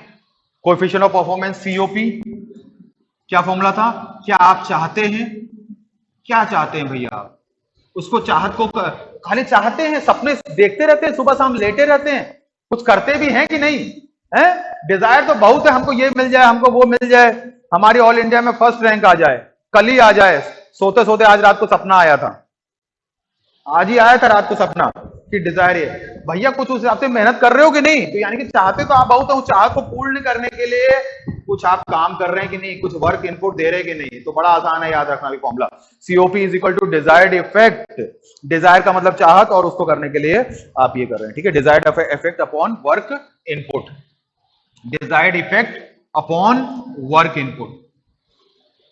तो COP, अच्छा बताइए डिजायर्ड इफेक्ट क्या होगा, Q1, क्योंकि लगातार उस बॉडी को हीट देना ही हमारा मकसद है, वो किसके तरीके से दिया जा रहा है, Q1 से, और नीचे क्या आ जाएगा बेटा, W, ये आ गया। लेकिन फिर इस तरीके से लिखना अच्छा नहीं है, W को हम लोग क्या लिख लेंगे, W को Q1 माइनस Q2, क्लियर हो गया, दोबारा बताऊं क्या दोबारा बताऊं कि W Q1 माइनस Q2 के ही बराबर होगा, एक बार और एक्सप्लेन कर देते हैं, चलिए कि ये W Q1 माइनस Q2 क्यों लिख दे रहे हैं आप भैया, W तो वर्क है, देखिए कोई चाहे पंप हो चाहे रेफ्रिजरेटर हो, दोनों के दोनों साइक्लिक प्रोसेस पर काम करते हैं। साइक्लिक प्रोसेस में अगर हम पूरी साइक्लिक प्रोसेस में यदि फर्स्ट लॉ ऑफ थर्मोडायनेमिक्स लगाते हैं, तो first law of thermodynamics simply ये कहता है कि delta Q is equal to delta U plus क्या, डेल्टा W, ठीक है। जब भी साइक्लिक प्रोसेस होगी तो चेंज इन इंटरनल एनर्जी हमेशा क्या होगा, जीरो होगा, यानी कि जो सिस्टम ने जो टोटल हीट का आदान प्रदान किया, आया गया जो भी है, that is equal to the total work done. इस टोटल वर्क डन को यहां पर किससे डिनोट किया गया है, W। और ये जो हीट पंप हो चाहे हीट इंजन हो, अभी हीट पंप चल रहा है, तो इसका भी हीट इंटरेक्शन क्या है, Q1 और Q2 है, ठीक है। तो ये हो जाएगा W इज इक्वल टू क्या हो जाएगा, Q1 माइनस क्लियर इसके। तो आप ये बार बार ये सब चीजें ना करके आप जब भी ये W आए पंप में, रेफ्रिजरेटर में, इंजन में, आप सीधे सीधे लिख देना Q1 माइनस Q2। तो यानी कि इसका जो COP हो जाएगा that is equal to Q1 upon Q1 minus Q। बस ये नोट करिए, ध्यान रखिएगा। वन वाले बड़े हीट है, वन वाले हीट जो है वो ऊपर को दिए जा रहे हैं, ऊपर से लिए जा रहे हैं, ऊपर को दिए जा रहे हैं। Q2 वाले जो हीट है वो नीचे वाले से या लिए जा रहे हैं या नीचे को दिए जा रहे हैं। ये ध्यान रखिएगा, Q1 Q2 में गड़बड़ी नहीं होनी चाहिए। क्लियर है, तो सामंजस्य बना के रखिएगा। अच्छा, जो एफिशिएंसी ऑफ इंजन और ये COP ऑफ, थोड़ा ठीक से लिख देता हूं, COP ऑफ एक लगा के यहां पर पंप लिख दे रहे हैं, ठीक है। COP of pump is equal to Q1। दोनों में क्या रिलेशनशिप ऑब्टेन हो रहा है जरा देखिए। इंजन की एफिशिएंसी और पंप की COP में कुछ मतलब रिलेशन बनाया जा सकता है। बस जरा ध्यान से देखिए, दोनों फॉर्मूले को आपको समझ में आ जाएगा। इंजन की एफिशिएंसी और पंप के COP में एक रिलेशनशिप बन रहा है। हाँ हाँ, अरे एक दूसरे के क्या हैं, उल्टे हैं, रिवर्स हैं। अरे बताइए, इंजन की एफिशिएंसी का क्या फॉर्मूला निकाला था? इंजन की एफिशिएंसी में Q1 माइनस Q2 ऊपर था और Q1 क्या था, नीचे था। तो दोनों एक प्रकार से पलट गए। यानी कि कभी भी आपसे ये आप ये भी कर सकते हैं कि आप ये कर सकते हैं कि COP of pump is equal to 1 upon efficiency of क्या, इंजन। ये बेटा जरूर लिख लीजिएगा। अगर आपने कुछ नई चीज प्राप्त करी तो वो आपके काम आएगी भैया, ये सब काम आ जाएंगे आपके प्रॉब्लम्स में, न्यूमेरिकल जल्दी जल्दी हो जाएंगे, पूरा काम नहीं करना पड़ेगा। कहना भैया मैंने इंजन की एफिशिएंसी दी है, बताओ पंप का COP कितना होगा? तो पंप का COP उसका उल्टा है, क्योंकि पंप का फॉर्मूला जस्ट एफिशिएंसी का उल्टा हो रहा है। ठीक है, तो ये हो गया 1 बाई एफिशिएंसी ऑफ इंजन। ठीक है,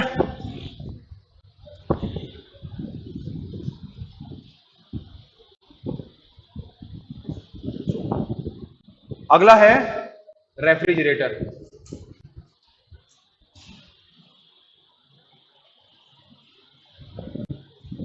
अगला है टॉपिक हमारा रेफ्रिजरेटर।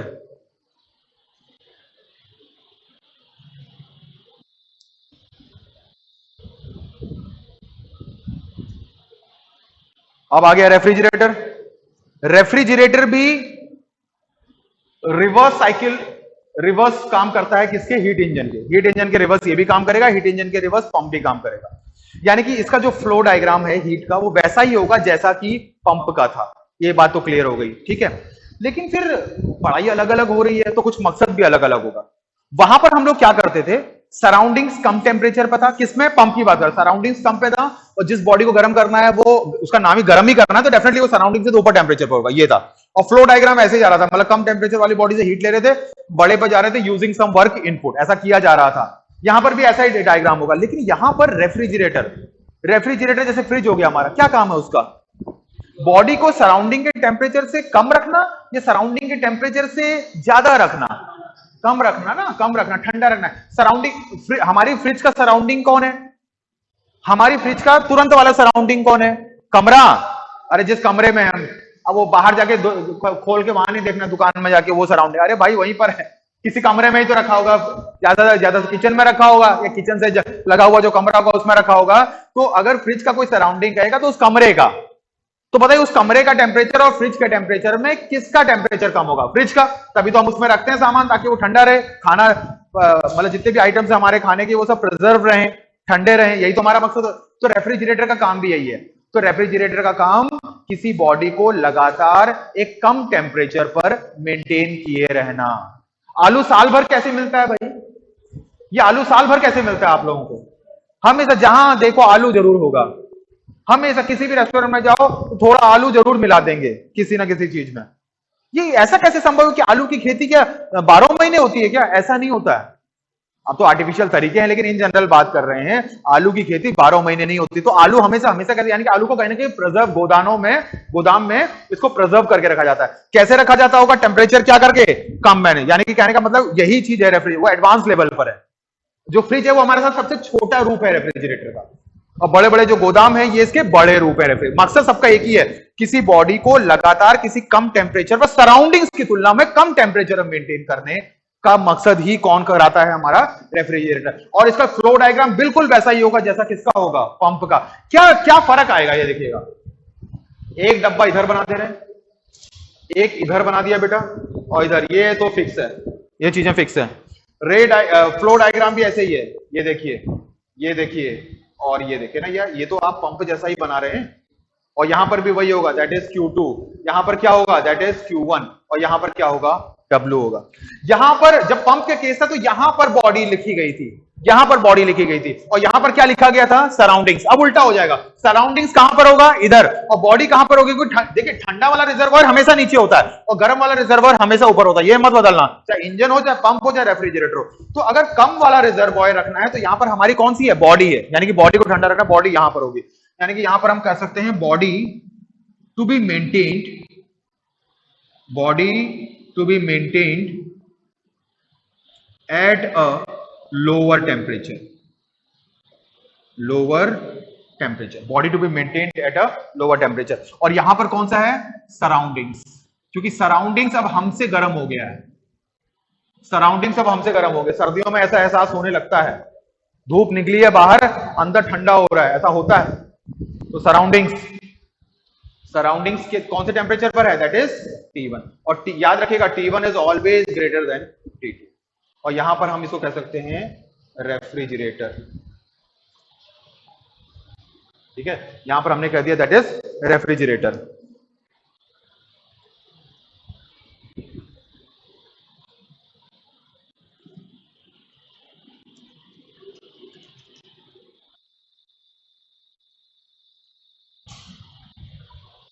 ठीक, समझ में आ रहा है। तो पंप और में क्या हुआ, बॉडी और सराउंडिंग्स आपस में इंटरचेंज हो गई, क्योंकि वहां पर बॉडी को गर्म रखना था तो ऊपर रखना था, यहां पर बॉडी को ठंडा करना है तो ठंडा वाला रिजर्वर हमेशा नीचे बनाएगा। बाकी जो फ्लो डायग्राम है हीट का वो बिल्कुल एग्जैक्टली क्या है, बिल्कुल एग्जैक्टली सेम है।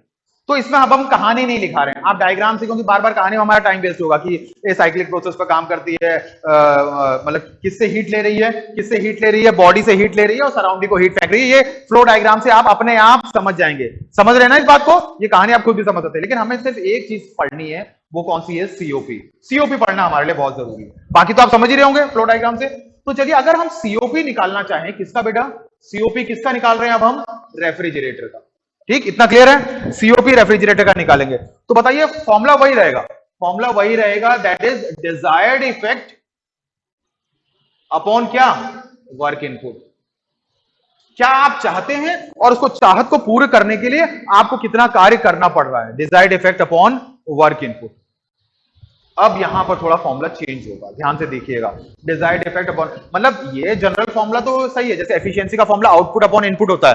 तो दुनिया की कोई तुमने एक स्कूल खोला है, एक यूनिवर्सिटी खोली है, कैसा चल रहा है तुम्हारा, कैसे करें भाई, आईआईटी तुमसे ज्यादा अच्छा है, क्यों ज्यादा अच्छा है, उसका एफिशिएंसी देखी जाएगी ना, कि भाई इतने बच्चे आए और उनमें से इतने बच्चे इतने अच्छे नंबरों से पास हुए, या इतनी अच्छी जगह जॉब पाई, इसका कैलकुलेशन करेंगे, आउटपुट अपॉन इनपुट। तो आउटपुट अपॉन इनपुट, लेकिन यहाँ इंजन होगा तो work output upon heat input. तो एफिशिएंसी का दुनिया में हमेशा फॉर्मूला आउटपुट अपॉन इनपुट ही रहा है। अब वो डिफरेंट एरियाज में डिफरेंट तरीके से उसका फॉर्मूला लगाया जाता है, वो अलग बात है, ठीक है। यहां पर जब भी सीओपी होगा तो आप चाहते क्या, अच्छा हमारी यहां पर चाहत क्या है, हम ये चाहते हैं कि ये जो बॉडी है ये लगातार ठंडी ही रहे, ये लगातार ठंडी ही रहे।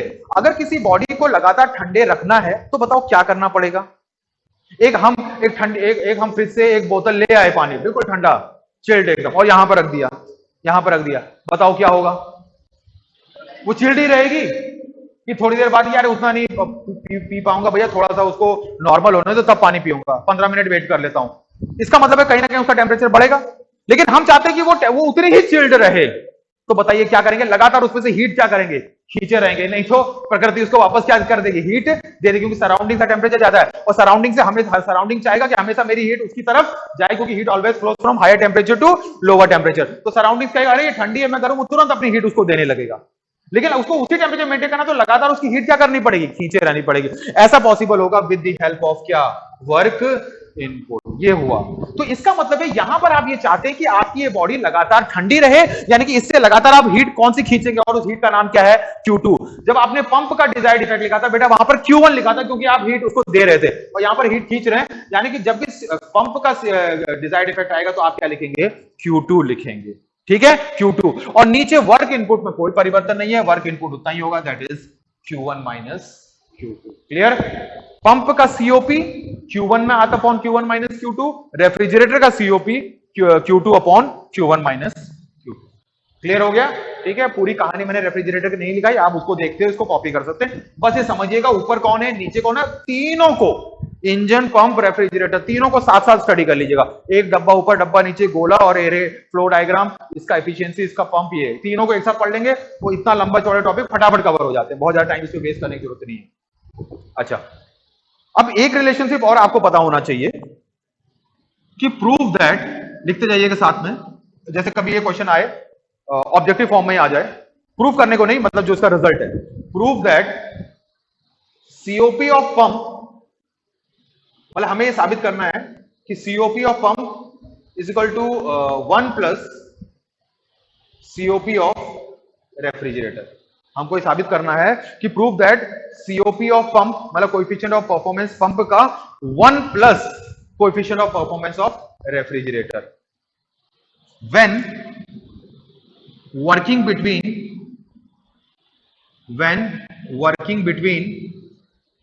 same temperature limits, when working between same temperature, ये कंडीशन होती है कि working between the same temperature limits. हमको ये साबित करके बताइए कि पंप का जो सीओपी है भैया, वो रेफ्रिजरेटर के सीओपी में जो भी आएगा उसमें एक जोड़ देना, 1 प्लस। और ये ध्यान रखना कि दोनों लोग पंप और सीओपी एक ही टेम्परेचर लिमिट, टेम्परेचर लिमिट का मतलब है T1 T2 और इसका भी T1। पता चला ये दो रिजर्वॉयर कोई और ले लिए और इनके दो रिजर्वॉयर कोई और ले लिए, ऐसा नहीं करना है। जो भी काम करना है उन्हीं T1 और T2 के बीच में करना है। मकसद आपको पता, हमें ये प्रूव करना है, बहुत सिंपल है। देखो कैसे कर रहे हैं, ये यहां से स्टार्ट करते हैं, सीओपी ऑफ पंप, यहां से स्टार्ट करें, ठीक है। सीओपी ऑफ पंप, बेटा सीओपी ऑफ पंप हमने क्या देखा था, बताइए क्या था, Q1 upon Q1 minus Q2, ये था, ठीक है। अब देखिए इसमें क्या कर रहे हैं, थोड़ा सा मैनिपुलेशन करना पड़ेगा, थोड़ा सा एडजस्टमेंट करने का। क्या एडजस्टमेंट कर रहे हैं देखिएगा, Q1 minus Q2 plus Q2 upon Q1 minus Q2। क्या किया हमने, बताइए क्या किया, कोई बता सकता है? पंप का COP Q1 upon Q1 minus Q2, हमने ये क्या कर दिया यहां पर, देखिए तो लोग समझ पाते हैं। हाँ, मतलब यहां पर खाली क्या लिखा था, Q1, जबरदस्ती Q2 माइनस कर दिया, जबरदस्ती क्या, Q2 माइनस कर दिया। अरे भैया कोई चीज जबरदस्ती कर रहे हो तो उसको हटाने का भी हथियार रखो। तो हमने कहा कि ठीक है, मैंने कोई प्रॉब्लम नहीं क्रिएट करी, मैंने जबरदस्ती Q2 माइनस किया तो जबरदस्ती Q2 को ऐड भी कर दिया। अगर आप देखेंगे तो Q2 कट जाएंगे, वापस आपको नजारा ये मिलेगा। लेकिन अगर हमने वहां पर ऐसा लिखा है तो कुछ सोचने, कुछ करने के लिए लिखा होगा, ठीक है। तो ये लिखा। अब बताइए इसको हम ऐसा कर सकते हैं, इस Q1 माइनस Q2 को एक टर्म मान लेते हैं, मान सकते हैं। तो यानी कि ये बताइए, अब बताइए इसको अलग अलग कर सकते हैं, तो ये हो जाएगा Q1 माइनस Q2 अपॉन क्या हो जाएगा बेटा, Q1 माइनस Q2। देखिए दिस अपॉन दिस और इस दिस अपॉन दिस अलग अलग कर लेते हैं, तो ये हो जाएगा plus Q2 upon Q1 minus Q2। इतनी बात समझ में आ गई, ठीक है। ये वाला टर्म इसके साथ, मतलब इसको पूरा टर्म मान के इसके साथ डिवाइड कर दिया, और ये तो इसके साथ डिवाइड होगा, मतलब अलग अलग स्प्लिट कर लिया। तो बताइए ये दोनों कट के कितना आ गया बेटा, 1। और ये Q2 upon Q minus Q2 ये हो जाएगा सीओपी ऑफ क्या, रेफ्रिजरेटर, यानी कि COP of pump is equal to COP of 1 plus COP of refrigerator, ठीक है। याद रखना है आपको, COP of pump is equal to 1 plus COP of pump is equal to 1 plus COP of refrigerator, जब दोनों लोग एक ही टेम्परेचर के बीच में काम करें। ये चीज आपको ध्यान देनी है।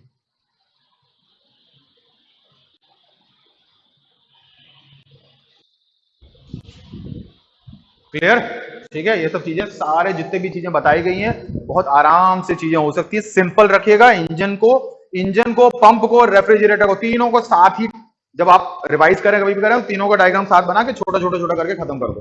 पूरा लंबा चौड़ा वो सब करने की जरूरत नहीं, उसको अलग, उसको कंफ्यूज हो जाते हैं बच्चे। और एक बार इंजन का डायग्राम बना गया, उसका रिवर्स फ्लो डायग्राम बना दीजिए, वहीं से पंप पैदा हो जाएगा, वहीं से रेफ्रिजरेटर पैदा हो जाएगा, कहानी वहीं पर फिनिश हो जाती है, ठीक। तो यहां पर हमारा खत्म हो जाता है, हीट इंजन, पंप और रेफ्रिजरेटर तीनों के तीनों साइक्लिक प्रोसेस पर काम करते हैं। चलिए, एक क्वेश्चन हीट इंजन का दे रहे हैं और एक क्वेश्चन आपको हम देंगे किसका, रेफ्रिजरेटर का। जरा जल्दी से इसको हमको करके बताइएगा कि कैसे करेंगे।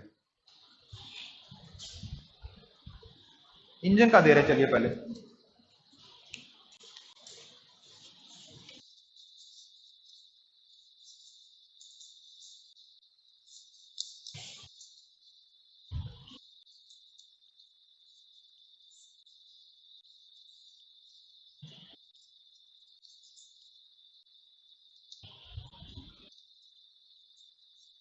लिखिएगा a steam engine delivers steam engine delivers, deliver का मतलब है देता है, ठीक है, डिलीवर का मतलब देता है, डिलीवर किया। अ स्टीम इंजन डिलीवर्स 5.4 इनकी 10 की पावर 8 जूल ऑफ वर्क पर minute. A steam engine delivers 5.4 into 10 to the power 8 joule of work per minute and services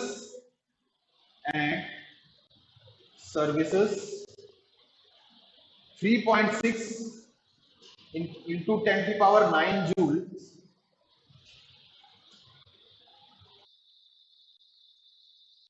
services 3.9 joule of heat per minute।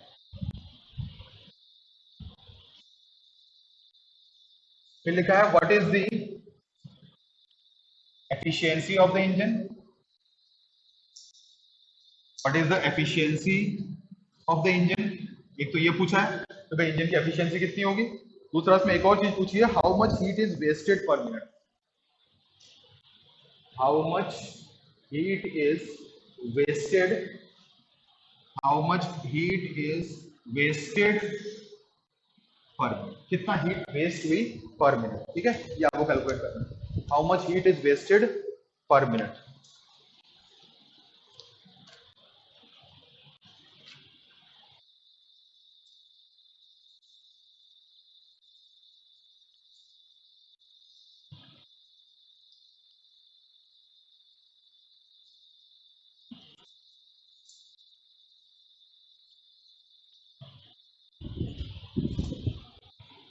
थोड़ा सा कंफ्यूजन है ये पर minute वाला, थोड़ा सा कंफ्यूजन है ये पर मिनट वाला, ठीक है, थोड़ा सा ये कंफ्यूजन है। हाँ अब यहाँ पर देखो क्वेश्चन लिखा है एक स्टीम इंजन है, हीट इंजन हो गया, डिलीवर, डिलीवर का मतलब प्रदान करता है, देता है, यानी करके देता है, डिलीवर करता है। क्या करता है भैया इंजन तुम्हारा, कहना ये इतना भैया 5.4 इंटू 10 जूल ऑफ वर्क, चलिए यहाँ पर तो साफ साफ लिख दिया वर्क, लेकिन ये वर्क पर मिनट दे रखा है कि मतलब एक मिनट में इतना कार्य करके देता है, ठीक, ऐसा कुछ लिखा हुआ है। एंड सर्विसेज, चलो ये हमें समझ में नहीं आ रहा, मान लो हम ना समझ पाए इसका मतलब क्या है, लेकिन कोई बात नहीं आगे समझ में आ जाएगा। एंड सर्विसेज कितना 3.6, यहाँ पर क्या लिख दिया हीट, यानी कि उसको इतना हीट दिया जा रहा है सर्विसेज पर मिनट। फिर लिखा हुआ है what is the efficiency of the engine, यानी ईटा पूछा है। फिर पूछा है how much heat is wasted per minute, ये वेस्ट वाली हीट कौन सी होती थी इंजन में, वेस्ट वाली हीट कौन सी होती थी इंजन में, डायग्राम के हिसाब से बताओ तो, वेस्ट वाली हीट कौन सी होती थी इंजन में, जो कहां दी जाती थी नीचे, और नीचे वाले को हम लोग क्या करते थे Q2, और बताओ ये कौन सा हीट है, ये कौन सा है Q1 है, और ये जो वेस्टेड वाली हीट कौन सी होती है Q2, अरे जो वहां से खींची जाती, इंजन खींचता है ना, इंजन का जो खींचता है कितना हीट खींचेगा वहां से Q1, वो काम की चीज है, और नीचे जो फेंका जाएगा जो वेस्ट होगा वो कौन है Q2। तो आपको क्या क्या निकालना है बेटा, आपको निकालना है eta is equal to question mark और Q2 इज इक्वल टू क्या क्वेश्चन मार्क, ये निकालना है। इतनी बात समझ में आ गई सभी लोगों को, जो हीट फेंकता है और इंजन पढ़ा दिया था अभी, ठीक है।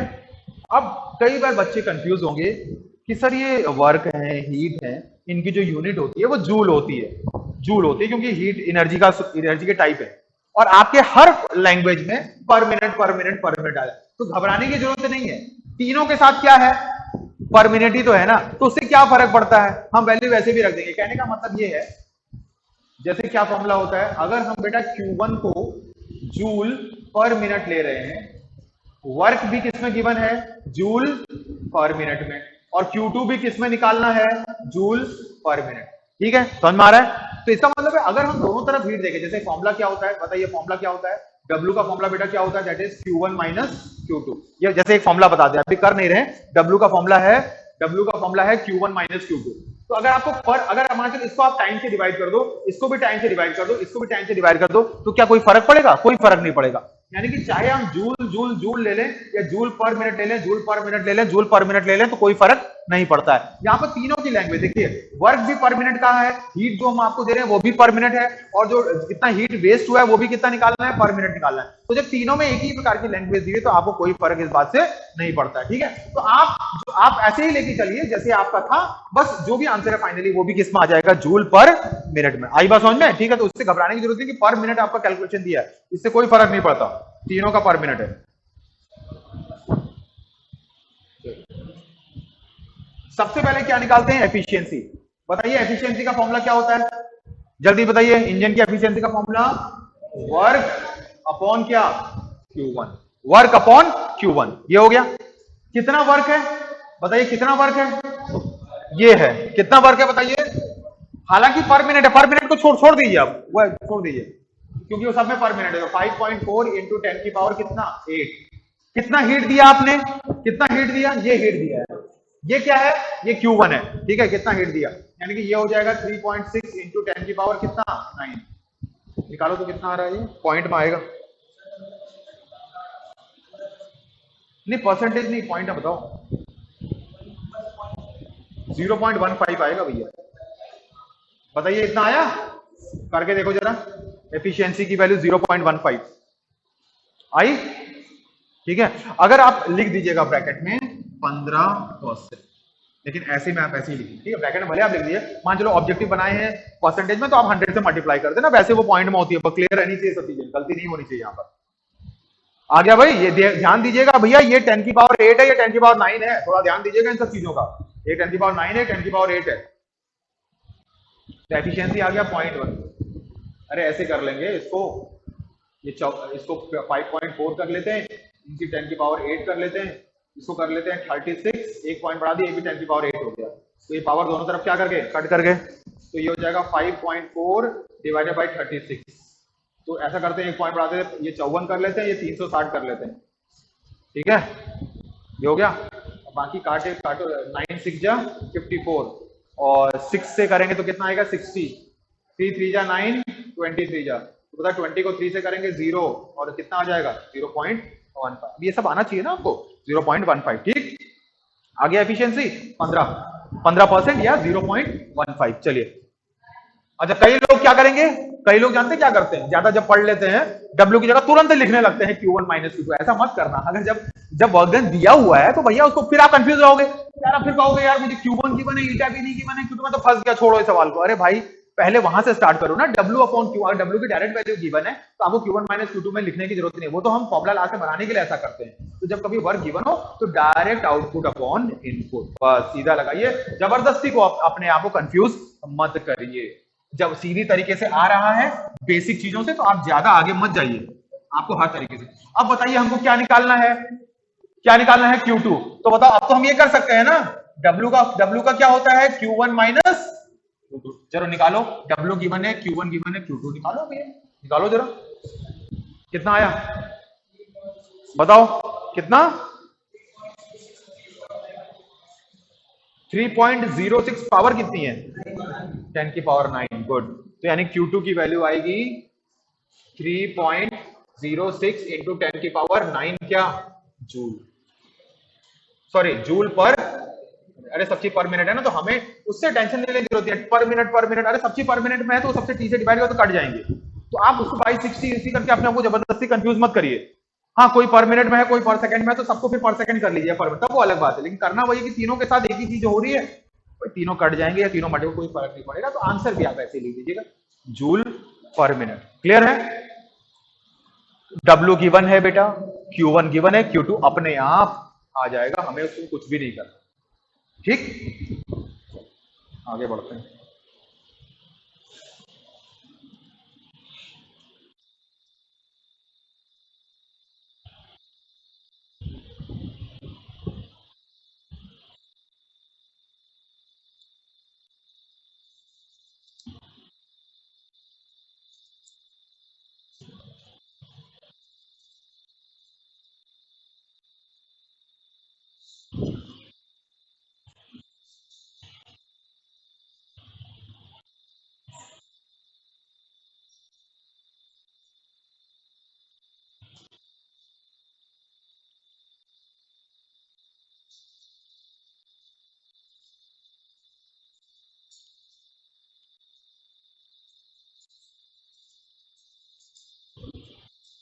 देखिए नेक्स्ट हेडिंग रिवर्सिबल प्रोसेस। अरे Q2 आया सबका? ठीक है, आगे ना 30 पावर और सब ठीक से एडजस्ट करिएगा। अगला लिखिए रिवर्सिबल प्रोसेस। रिवर्सिबल प्रोसेस और आइडियल। रिवर्सिबल प्रोसेस, ठीक है। ऐसा कोई प्रोसेस है ही नहीं दुनिया में, ऐसा कोई प्रोसेस है ही नहीं, या बेहतर कहें मुमकिन ही नहीं है। ऐसा कोई प्रोसेस है ही नहीं या मुमकिन ही नहीं है, पॉसिबल ही नहीं है। इसीलिए ब्रैकेट में क्या लिखा है? आइडियल। आइडियल का मतलब है आदर्शवादी।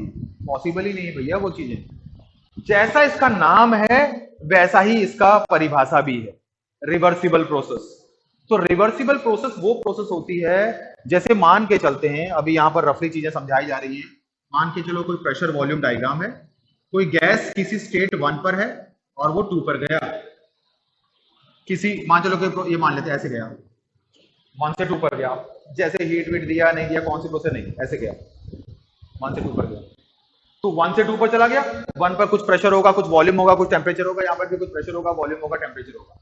तो 1 से 2 पर चला गया। तो रिवर्सिबल प्रोसेस वो प्रोसेस होती है यदि, और मान के चलो किसी स्टेट 1 से स्टेट 2 पर गए, यदि हम रिटर्न बैक हो रहे हैं, रिटर्न बैक हो रहे हैं 1 से 2 और वापस 2 से 1 पर आ रहे हैं, अगर रिटर्न बैक होने का प्रयास कर रहे हैं, और ऐसा करने पर जो जो सिस्टम और सराउंडिंग, सिस्टम की बात भी है, सराउंडिंग्स की बात भी है। सिस्टम की बात ये, सिस्टम और सराउंडिंग्स रिटर्न बैक करके वापस अपनी स्टेट पर आ जाए, दोनों के दोनों, सिर्फ सिस्टम नहीं, सिस्टम के साथ कौन भी, सराउंडिंग भी।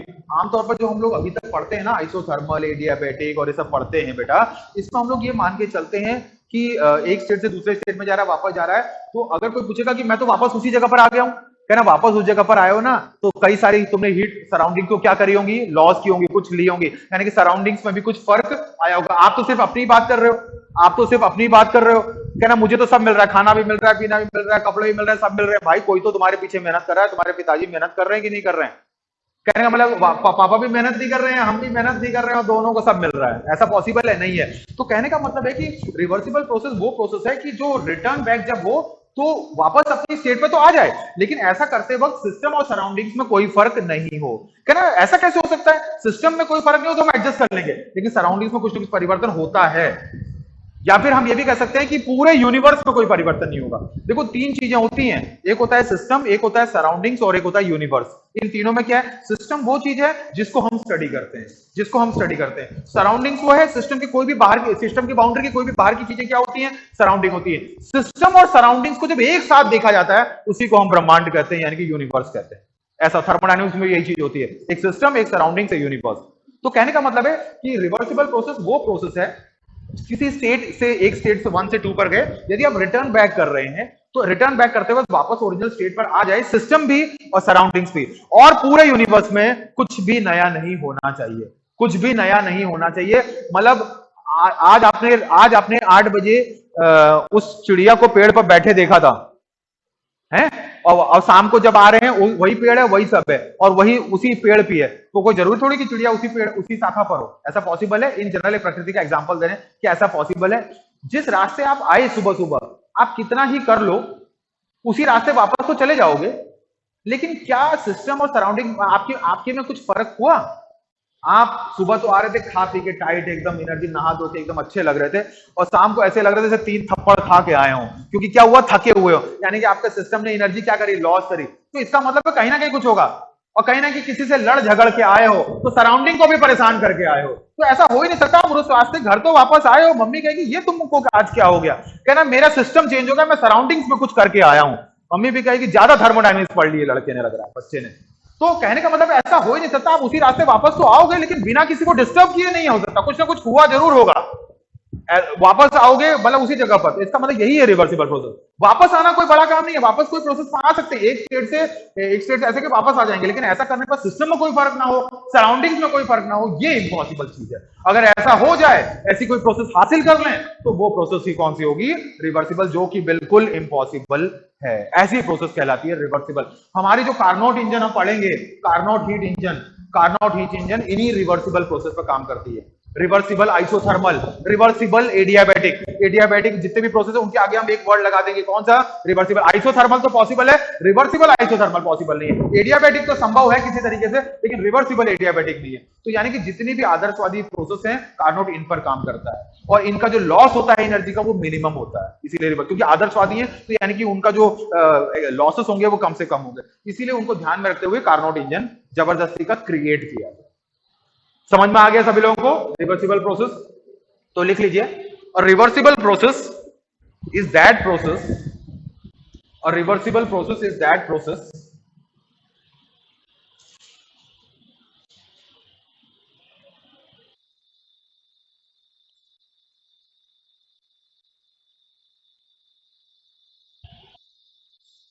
A reversible process is that process bracket में लिख लीजिएगा, ऐसे बना लीजिएगा, स्टेट 1 से डैश करके स्टेट 2, थोड़ा समझ में आ जाएगा, मतलब हम स्टेट 1 से स्टेट 2 में जा रहे थे। और reversible process is that process, और ब्रैकेट में लिख लीजिएगा स्टेट 1 से स्टेट 2, स्टेट 1 से स्टेट 2, और reversible process is that process, bracket में लिख लीजिएगा स्टेट 1 से state 2,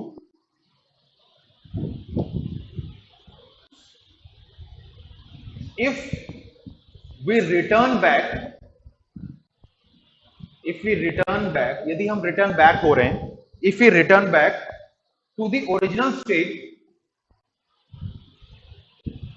if we return back to the original state, bracket में 1, if we return back, then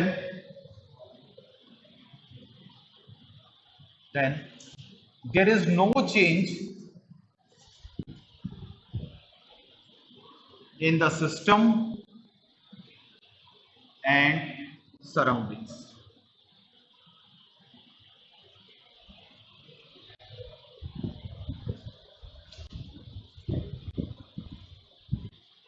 Or we can say that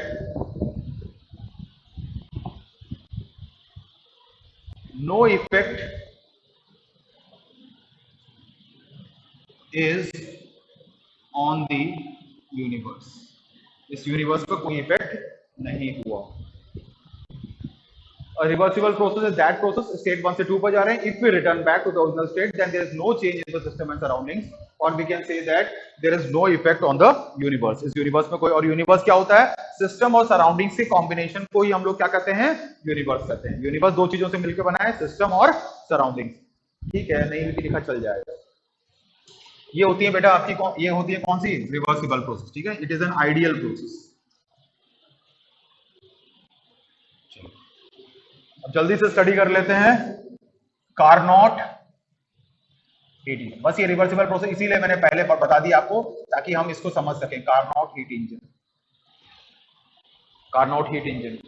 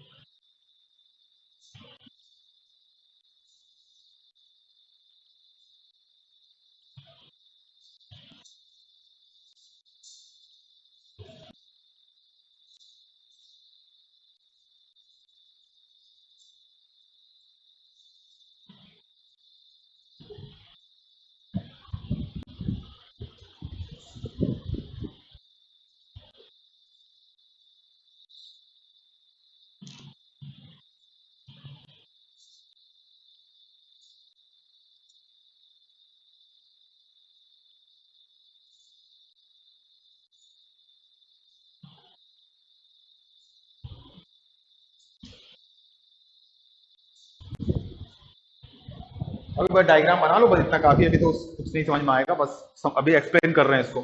at least ये diagram का नक्शा खींचने की कोशिश करिएगा, 1 से 2, 2 से 3, 3 से 4 और वापस 4 से 1, ठीक है। गलत बनाया है बेटा, ये सही से नहीं बनाया है। ये तुम्हारा जानते हो क्या हुआ है? तुम्हारा ये वाला और ये वाला, ये दोनों एक ही हो गए, बीच में थोड़ा ये अलग अलग है। तुमने तो बिल्कुल स्ट्रेट लाइन खींच दिया, स्ट्रेट ये, इन्होंने ऐसे बना दिया, ये स्ट्रेट लाइन नहीं है, घुमाए हुए हैं कर्व, ध्यान रखिएगा।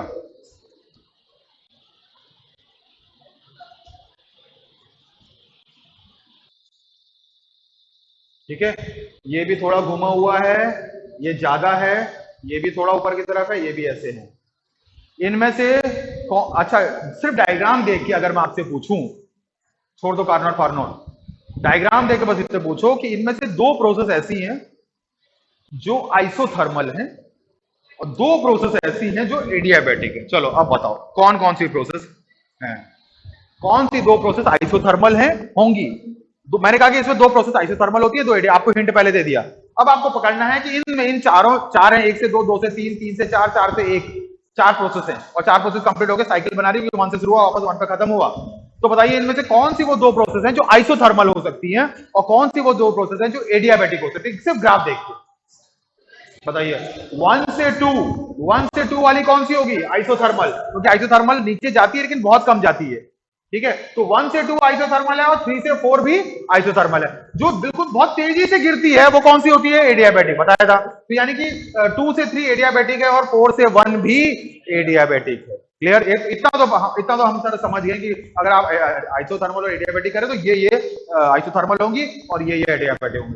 तो कार्नोट हीट इंजन एक ऐसा इंजन है जिसमें चार प्रोसेस मानी जाती है, उसमें से दो होती हैं आइसोथर्मल और दो होती हैं एडियाबैटिक। कहना कायदे से कहेंगे तो दो होती हैं रिवर्सिबल आइसोथर्मल और दो होती हैं रिवर्सिबल एडियाबैटिक। रिवर्सिबल वर्ड यहां पर लगाना जरूरी है। थोड़ी देर के लिए कार्नोट को हटा दो, सिर्फ हीट इंजन। क्या क्या पढ़ा था हम लोगों ने हीट इंजन में? हीट इंजन एक ऐसा डिवाइस होता है जो कहीं से हीट लेता है और किसी को हीट फेंक देता है और जो उनका डिफरेंस होता है वो वर्क डन में काम आता है, कुछ ऐसा ही। तो यहां पर हम लोग ऐसा कर रहे हैं और हमने कहा कि आपने हीट कहां से ली थी? हीट कहां से ली थी? कहना हीट ली थी एक ऐसे टेम्परेचर रिजर्वॉयर से जो कि बड़े टेम्परेचर पर मेंटेन था। कहना रिजर्वॉयर से ली थी? कहना हाँ रिजर्वॉयर से ली थी। कहना क्या खासियत होती है रिजर्वॉयर की? कहना रिजर्वॉयर की खासियत ये होती है कि उसका टेम्परेचर क्या रहता है? मेंटेन रहता है। हीट ले लीजिए मेंटेन रहेगा, कोई फर्क, क्योंकि इतना बड़ा वो है, उसकी स्पेसिफिक हीट कैपेसिटी इनफाइनाइट है, इस वजह से। तो 1 से 2 वाली जो प्रोसेस है इसमें हीट एडिशन हो रहा है। कहना हीट एडिशन कौन करेगा? सिस्टम करेगा या इंजन करेगा या वर्किंग सब्सटेंस करेगा। तो 1 से 2 एक ऐसी प्रोसेस है जिसमें जो वर्किंग सब्सटेंस है या सिस्टम है वो हीट ले रहा है। कहना किससे हीट ले रहा है? कहना किसी सोर्स से हीट ले रहा है। वो डब्बे वब्बे अब नहीं बनाने हैं, किसी सोर्स से हीट ले रहा होगा। कहना सोर्स से हीट लेते वक्त क्या हो रहा है? कहना सोर्स से हीट लेते वक्त ये हो रहा है कि हम रिजर्वॉयर से हीट ले रहे हैं। तो रिजर्वॉयर से हीट ले रहे हैं तो रिजर्वॉयर के टेम्परेचर पर कोई परिवर्तन नहीं हो रहा। तो हम ये मान के चलेंगे, हम सिस्टम है, हमने उस रिजर्वॉयर से टेम्परेचर खींचा तो हमारा भी टेम्परेचर में कोई परिवर्तन खींचते वक्त नहीं हुआ है। तो ऐसा माना जाता है, एग्जैक्टली ऐसा पॉसिबल नहीं है, ऐसा माना जाता है कि जो हीट एडिशन वाली जो प्रक्रिया है, इंजन की जो हीट एडिशन वाली प्रक्रिया है वो आइसोथर्मल प्रोसेस पर हो रही है। कौन से प्रोसेस पर हो रही है? आइसोथर्मल। आइसोथर्मल का मतलब है हीट लेने के दौरान उस रिजर्वॉयर का टेम्परेचर तो कोई परिवर्तन नहीं होगा, आप जो सिस्टम है, जो आप वर्किंग सब्सटेंस है, जो हीट गेन कर रहे हैं उसके टेम्परेचर में भी कोई परिवर्तन नहीं होगा। यानी कि 1 से 2 हीट एडिशन वाली प्रोसेस है जिसको आप वहां से Q1 के नाम से ले रहे थे। यानी कि 1 से 2 में आप क्या हो रहा है बेटा? 1 से 2 में आपका हीट जो है वो क्या हो रहा है? ऐड हो रहा है। ठीक है, मतलब ये हमने एरो ऐसे बनाया, इसका मतलब है कि हीट क्या हो रहा है, ये समझ लीजिए पूरा ये सिस्टम मान लो, इसके अंदर सिस्टम है। ठीक है, और ऐसे एरो करने का मतलब है कि हीट हम क्या कर रहे हैं? गेन कर रहे हैं। अगर तीर बाहर की तरफ बनाएंगे यानी कि हम हीट बाहर फेंक रहे हैं। अच्छा ये बताइए, इसी ये जो साइकिल में यदि हमें वर्क आउटपुट दिखाना हो तो हम कहां की तरफ दिखाएंगे? बाहर की तरफ, क्योंकि वर्क करके दिया। मतलब अगर ऐसे दिखाना है और वर्क इनपुट में हम वर्क इनपुट वाला तीर कहां की तरफ दिखाएंगे? मतलब साइकिल के अंदर इस तरीके से दिखाएंगे। तो हीट इंजन में क्या होता था? बड़े वाले सोर्स से, बड़े टेम्परेचर वाले रिजर्वॉयर से हीट लेते थे, यानी कि हम सिस्टम है, हम हीट लेंगे, तो हम सिस्टम है, हमने हीट लिया, मतलब वो नहीं दिखाना है, लिया। और ये जो प्रक्रिया है ये कैसे हो रही है? आइसोथर्मल। ठीक है, कैसे हो रही है? आइसोथर्मल। यानी कि ये जो हमने बेटा डायग्राम बनाया है इसको आप लोग कह सकते हैं दिस इज कॉल्ड रिवर्सिबल क्या? आइसोथर्मल। Reversible isothermal. ठीक, ये हो गया रिवर्सिबल आइसोथर्मल। इतना क्लियर हुआ? उसके बाद आप कहां से आ रहे हैं? 2 से 3। अब बहुत ध्यान से समझने वाली बात है। हीट इंजन में क्या था? बड़े वाले टेम्परेचर रिजर्वॉयर से हीट ले रहे थे और छोटे वाले टेम्परेचर रिजर्वायर पर हीट फेंक रहे थे और डिफरेंस जो था वो वर्क में काम आया था। अच्छा, अगर हम इस डायग्राम को देखें, बताइए 1 का टेम्परेचर और 2 का टेम्परेचर दोनों का अलग अलग होगा कि सेम होगा? 1 का टेम्परेचर और 2 का टेम्परेचर अलग अलग होगा कि सेम होगा? बताओ। 1 का टेम्परेचर 1 मतलब ये स्टेट 1 है, ये स्टेट 2 है। स्टेट 1 और स्टेट 2 का टेम्परेचर अलग अलग होगा कि सेम होगा? सेम होगा। क्यों? क्योंकि प्रोसेस कैसी है? आइसोथर्मल। तो आइसोथर्मल में टेम्परेचर क्या रहेगा? कांस्टेंट। जो टेम्परेचर अगर यहां पर 20 डिग्री सेल्सियस है तो यहां पर भी कितना रहेगा? 20। भाई तभी तो इसका नाम आइसोथर्मल है। ठीक है, यानी कि एक टेम्परेचर तो डिफाइन हो गया, यानी कि इस पर टेम्परेचर T1 है तो इस पर भी टेम्परेचर T2 ना लिखिए, आप T1 ही लिखिए, T1 ही लिखिए। अब हमने देखा था जो हीट इंजन है वो दो टेम्परेचर के बीच में काम करता था। एक टेम्परेचर का नाम क्या था? T1 और दूसरे का नाम क्या था? T2। T1 वाले से Q1 खींचा, T2 वाले पे Q2 दिया, ऐसा ही तो था। तो इसका मतलब है आप जब आप डायग्राम बनाए तो आप ये ध्यान दें कि इस पूरी साइकिल में दो ही टेम्परेचर होंगे भैया, इस पूरी साइकिल में दो ही टेम्परेचर होंगे। कहना चार अलग अलग पॉइंट है, चार अलग अलग पॉइंट है तो चार अलग अलग टेम्परेचर होना चाहिए। कह रहा नहीं, ये टेम्परेचर और ये टेम्परेचर क्या है? सेम है, तो यानी कि इन दोनों पर एक ही टेम्परेचर है। इसी तरीके से इन दोनों पर भी क्या होगा? सेम टेम्परेचर होगा। तो भैया एक प्रकार से बस यहां और भाई यहां वाले टेम्परेचर इनसे कम होंगे, लेकिन इन दोनों का टेम्परेचर क्या होगा? यानी कि टेम्परेचर अल्टीमेटली कितने हुए? चार ना होगी, कितने हुए? दो ही हुए। इसका मतलब है, अच्छा यहां तक समझ में आ गया। फिर हमें पता है कि वहां पर किसी लोअर टेम्परेचर रिजर्वर को हीट फेंकी जाती थी। कहना ये बताइए आपका ये टेम्परेचर अभी मेंटेन है, जो टेम्परेचर यहां पर है वही टेम्परेचर यहां पर है, लेकिन आप गिरेंगे कैसे?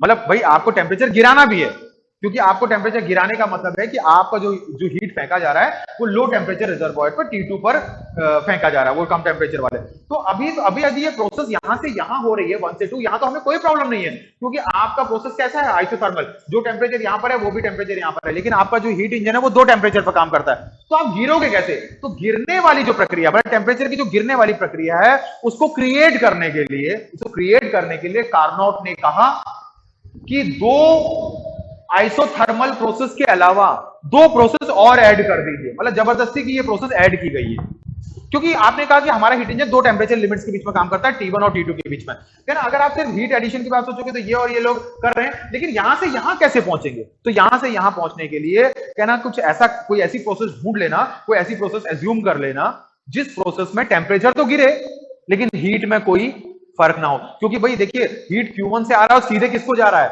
Q2 को जा रहा है। तो बताइए ऐसी कौन सी प्रोसेस होगी जिसमें टेम्परेचर का चेंज हो लेकिन हीट कहीं इधर उधर नहीं जाए? इसीलिए हमने कौन सी प्रोसेस ली है? That is adiabatic. आगे बात समझ में? कहना आपने आइसोकोरिक क्यों नहीं लिया?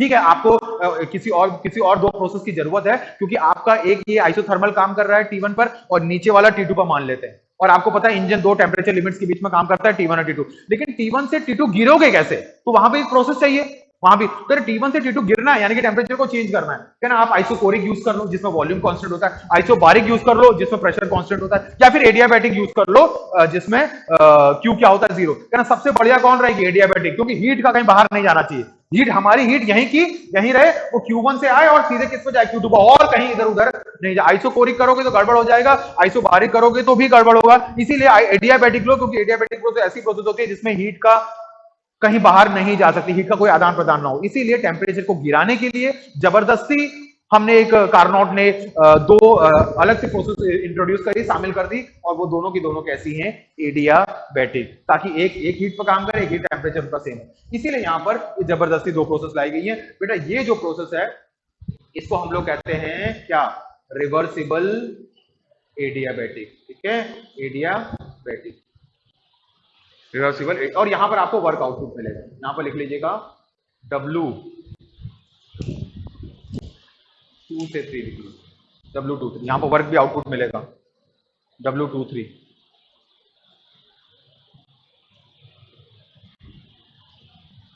ठीक लिखा हमने? अच्छा ये बताओ, इसका अब ये टेम्परेचर T1 से गिर गया T2 पर। हालांकि इस पॉइंट का नाम 3 है, लेकिन टेम्परेचर T2 ही है। क्यों? यहां पर T1 था, यहां पर T2 था, तो ये T1 हो गया, तो ये भी क्या हो गया? T1। फिर T1 से किस में गिरा? सीधे T3 पर, लेकिन T3 ना कहेंगे उसको हम T2 कहेंगे। और ये T2 और ये क्योंकि आइसोथर्मल है तो यहां पर भी टेम्परेचर क्या रहेगा? मेंटेन रहेगा। तो जो T2 यहां पर होगा वही T2 यहां पर होगा। हालांकि नाम 3 और 4 है, इस बात से कोई फर्क नहीं पड़ता, टेम्परेचर पर दो ही रहने चाहिए पूरी साइक्लिक में, क्योंकि नाम आफ्टर ऑल है क्या उसका? हीट इंजन ही है। ये वर्क आउटपुट बाहर की तरफ, ये वर्क क्या, ये बताइए एडियाबेटिक प्रोसेस में वर्क डन का फॉर्मूला हम लोगों ने देखा था? एडियाबेटिक प्रोसेस में वर्क डन का फॉर्मूला बना था? बना था। अब नहीं आता अलग बात है, परसों ही हुआ था, ठीक है, यानी कि वर्क आउटपुट उसमें होता है। अच्छा ये बताओ, वर्क आउटपुट बाहर की तरफ, मतलब ये डब्ल्यू का तीर बाहर की तरफ क्यों? बाहर की तरफ तीर करने का मतलब है जो सिस्टम है हमको कार्य करके देगा, यानी कि अच्छा वाला कार्य। ये बताओ क्यों ऐसा बाहर की तरफ बनाया गया? ये वर्क आउटपुट क्यों है, वर्क इनपुट क्यों नहीं है? बताइए, कौन बताएगा? ये जो एडियाबेटिक में वर्क डन दिखाया गया है वो तो जायज है, क्योंकि एडियाबेटिक प्रोसेस में वर्क डन पॉसिबल है, आइसोथर्मल में भी पॉसिबल है, लेकिन आइसोथर्मल में अभी हम वो नहीं दिखा रहे। एडियाबेटिक प्रोसेस में हमने वर्क डन दिखाया, और ये अगर तीर, वर्क का तीर बाहर की तरफ दिखाया, यानी कि हमने work done by the system, यानी कि सिस्टम ने कार्य करके दिया। कैसे, क्यों कह रहे हैं सिस्टम ने कार्य करके दिया? सिस्टम पर कार्य क्यों नहीं करना पड़ रहा है? वर्क इनपुट क्यों नहीं है, वर्क आउटपुट ही क्यों है? डायग्राम देखिए, क्या चीज बढ़ रही है? बताइए क्या चीज बढ़ रही है 2 से 3 के दौरान? चलो हिंट देता हूं, कुछ चीज बढ़ रही है जिसके दौरान हमने कहा कि हमें वर्क करके मिलेगा। वॉल्यूम। कल मैंने क्या बताया था? यदि वॉल्यूम बढ़ता है यानी कि गैस क्या हो रहा है, सिस्टम क्या हो रहा है, एक्सपेंड कर रहा है। एक्सपेंड करने का मतलब है आपको वर्क आउटपुट मिलेगा। बताइए, यहां का वॉल्यूम है ये V2, और ये जब इधर की तरफ जा रहा है यानी कि वॉल्यूम क्या कर रहा है, बढ़ रहा है। ग्राफ उधर की तरफ जा रहा है तो वॉल्यूम बढ़ रहा है, वॉल्यूम बढ़ रहा है यानी एक्सपेंड हो रहा है, फैल रहा है, तो वर्क आउटपुट मिलेगा। इसीलिए हमने यहां पर W23 लिखा। ठीक है, क्लियर? ठीक। अच्छा अब बताइए, ये जो 3 से 4 प्रोसेस होती है ना, जिस तरीके से 1 से 2 प्रोसेस में हीट ऐड हो रही है, बताइए 3 से 4 प्रोसेस में हीट रिजेक्ट होगी। तो बताइए हीट रिजेक्ट को हम लोग ये बाहर की तरफ तीर दिखाएंगे और इसको क्या लिख देंगे? That is Q2। क्लियर? ये वही वाली Q2 है जो हमने हीट इंजन में यूज की थी। और यहां पर आप थोड़ा अंदर की तरफ एक तीर बना दीजिएगा और इसको लिख दीजिएगा W41।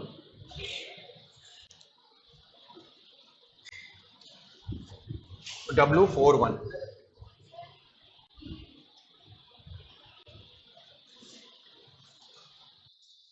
W41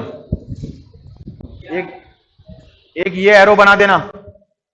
ये किसका सिंबल है? हीट रिजेक्शन का, हीट फैक्टर। और ये कौन सा है? वर्क इनपुट है कि वर्क आउटपुट है? बताओ, बताइए ये वर्क इनपुट है कि वर्क आउटपुट है? चौथे वाले 4 से 1 वाली प्रोसेस में ये तीर क्या बता रहा है? इनपुट। क्यों वर्क इनपुट है, आउटपुट क्यों नहीं है?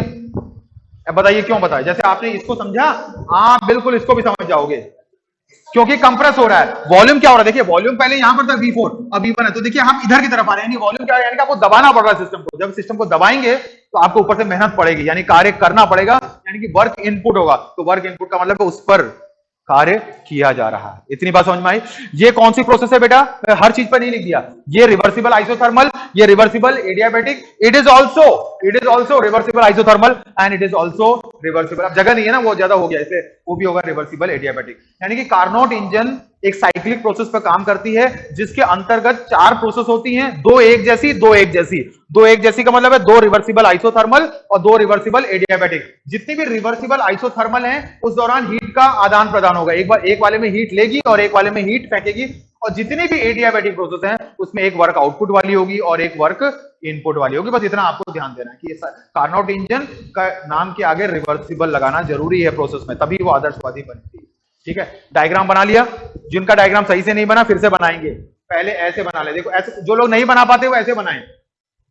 ये बनाया, बना दिया। और ये क्या हो रहा है सर? ये क्या हो रहा है? ऐसे ही बना दिया। बच्चे से कहा खींच दो पूरे पन्ने पर, ऐसे करके पूरे पन्ने पर ऐसे खींच दो, एक ऐसे खींच दिया है ना। उसके बाद क्या करें? उसके बाद ऐसा है ना, मेरी तरफ झुकाव रखना। कुछ लोग ऐसे भी बना रहे होंगे, ये उधर की तरफ। भाई वो उधर की तरफ नहीं है, वो मेरी तरफ झुक के आएगा। कहने का मतलब है यार तुम दुश्मन हो क्या? उसकी टीम में शामिल हो रहा है? भैया मेरी टीम में शामिल हो ना, मेरी तरफ आओ, मेरी तरफ आओ, मेरी तरफ आओ और मेरी तरफ आओ। हो गया? अब ये क्या करिए, मिटा दीजिए या रहने दीजिए, कोई दिक्कत नहीं। वो आइसोथर्मल लाइन से इसको कर दीजिए 1, इसको कर दीजिए 2, इसको कर दीजिए 3, इसको कर दीजिए क्या 4, 1। ये हो गया, देखो बन गया ना कितनी आसानी से। ऐसे बनाया करिए, ठीक है? 2 ऐसे, और झुकाव उधर नहीं, झुकाव को मेरी तरफ ही लाना। अल्टीमेटली जाना मेरी तरफ ही। मैं इधर खड़ा हूं, मेरी तरफ ही आना, मेरी तरफ ही आना। पता चला उधर की तरफ चला गया, ऐसा नहीं करना है। इस तरीके से बहुत आसानी से आप इस नक्शे को बना सकते हैं, बहुत आराम से। क्लियर? ठीक है, समझ में आ गया इतना? तो चलिए अब पॉइंट्स लिखते हैं। पॉइंट्स लिखना बहुत जरूरी है, नहीं तो भूल जाओगे वहां पर।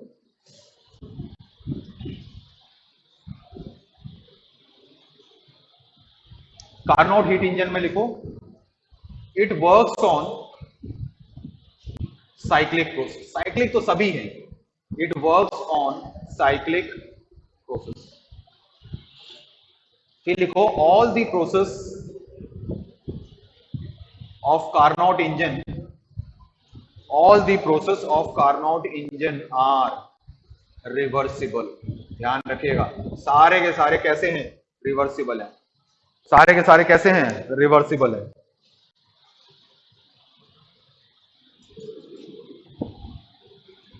ठीक है, सारे के सारे जो है वो रिवर्सिबल है। फिर लिखिएगा 2R, 2 मतलब 2, ठीक है, 2R reversible, are reversible isothermal. दो लोग जो हैं वो रिवर्सिबल आइसोथर्मल है, 4 है ना, 4 है। 2 are reversible isothermal and 2 are, और जो बचे और जो बाकी 2 हैं वो हैं रिवर्सिबल एडियाबैटिक, और जो बाकी जो 2 हैं वो हैं रिवर्सिबल एडियाबैटिक। ठीक है, 2 इसमें से आइसोथर्मल है, बेहतर कहें रिवर्सिबल आइसोथर्मल है, और 2 इसमें से रिवर्सिबल एडियाबैटिक है। ठीक है, 4 प्रोसेस होती हैं, उसमें से 2 एक जैसी होंगी, 2 एक जैसी होंगी, 2 होंगी आइसोथर्मल और 2 होंगी एडियाबैटिक। ये बात यहां पर लिखी गई है। ठीक, चलिए इतनी बात हो गई। फिर ये बात समझ लीजिए, याद कैसे करना है भाई, ये पूरे पॉइंट नहीं, समझ लो 4 होती हैं, 2 आइसोथर्मल हो गई, 2 एडियाबैटिक हो गई।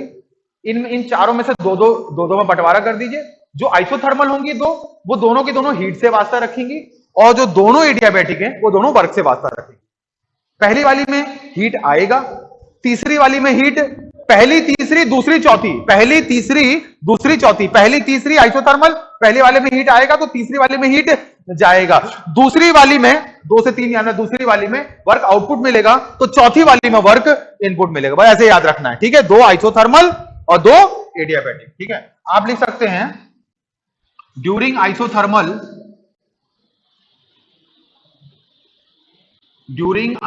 Process heat interaction takes place। during isothermal heat interaction takes place। हमने बस हीट इंटरेक्शन लिया क्योंकि हमें पता है हीट इंटरेक्शन में दोनों हो सकता है, हीट आ भी सकती है और हीट जा भी सकती है, इसलिए हीट इंटरेक्शन लिखा है। During isothermal heat interaction takes place, isothermal process के दौरान हीट इंटरेक्शन होगा, और एडियाबैटिक के दौरान क्या होगा? Work interaction. लिख सकते हैं ड्यूरिंग, कौन सा आइसोथर्मल के बाद किसका नाम आता है? During adiabatic process work interaction takes place. ठीक, work interaction takes place, adiabatic के दौरान वर्क इंटरेक्शन होगा और आइसोथर्मल के दौरान हीट का आना जाना तय होगा। ठीक,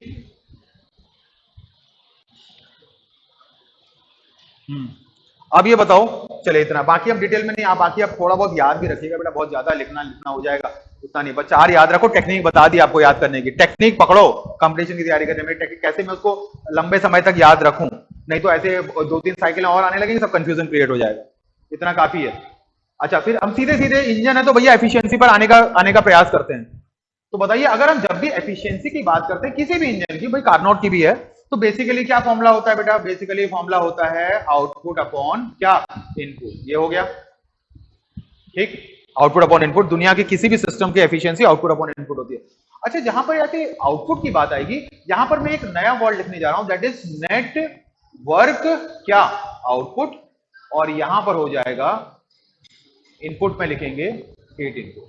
यहां पर नीचे नेट वर्ड मत यूज करना बेटा, यहां पर होगा net work output upon heat input, net work output upon heat input, net work output upon heat input. ठीक है, ये हो गया। तो एफिशिएंसी का फॉर्मूला क्या होता है? एफिशिएंसी का फॉर्मूला होता है आउटपुट अपॉन इनपुट। यहां पर हो जाएगा नेट वर्क आउटपुट अपॉन, यहां पर ऐसा मत लिख देना नेट हीट इनपुट। हमने आपको कितना हीट दिया? हमने आपको कितना हीट दिया था? कितना हीट दिया था? Q1। हमने आपको कितना हीट दिया था? Q1। हमने आपको जो दिया स्टार्टिंग में वही इनपुट माना जाता है। ये मत सोचना कि ऊपर हमने लिख दिया नेट वर्क आउटपुट तो नीचे भी नेट हीट इनपुट लिखेंगे, नहीं, नीचे हमेशा क्या होगा, हीट इनपुट ही होगा। अच्छा, हमने यहाँ पर अभी जब हमने सिर्फ इंजन समझाया था तो वहां पर मैंने नेट वर्ड का यूज नहीं किया था, मैंने सिर्फ लिखा था वर्क आउटपुट, क्योंकि वहां पर वो एक थर्मल रिजर्वॉयर नीचे ऊपर और एक एरो दिखाया था बाहर की तरफ, दैट इज डब्ल्यू। लेकिन यहां पर हम नेट वर्क आउटपुट जानते हैं क्यों लिख रहे हैं, क्योंकि नेट वर्क आउटपुट इसलिए लिख रहे हैं क्योंकि एक ये भी वर्क है और ये भी वर्क है। ये तो अच्छा वाला वर्क है, ये तो अच्छा वाला वर्क है क्योंकि कार्य करके दे रहा है, और इतना तो हमारा एक्स्ट्रा खर्चा भी करा रहा है। तो समझ यानी कि यहाँ पर कितने वर्क इन्वॉल्व है, प्रोसेस बस साइकिल बनाने के दौरान कितने प्रोसेस आ गई, कितनी वर्क आ गए, 2 आ गए। इसीलिए हम यहाँ पर नेट वर्क आउटपुट ले रहे हैं, क्योंकि आपने कार्य तो करके दिया लेकिन आपको कुछ कार्य करना भी पड़ा। तो बताइए हम यहाँ पर इस तरीके से लिख रहे हैं, नेट वर्क आउटपुट को मैं लिख दे रहा हूं W23 minus W41 upon Q1।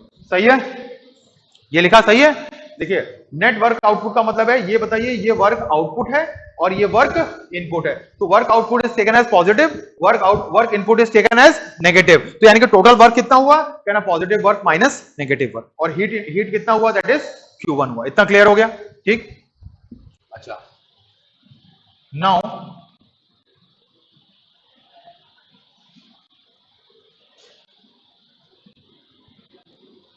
According to first law of thermodynamics, इसको जल्दी से कर लेते नहीं तो रह जाएगा ये। Now according to first law of thermodynamics, now according to first law of thermodynamics,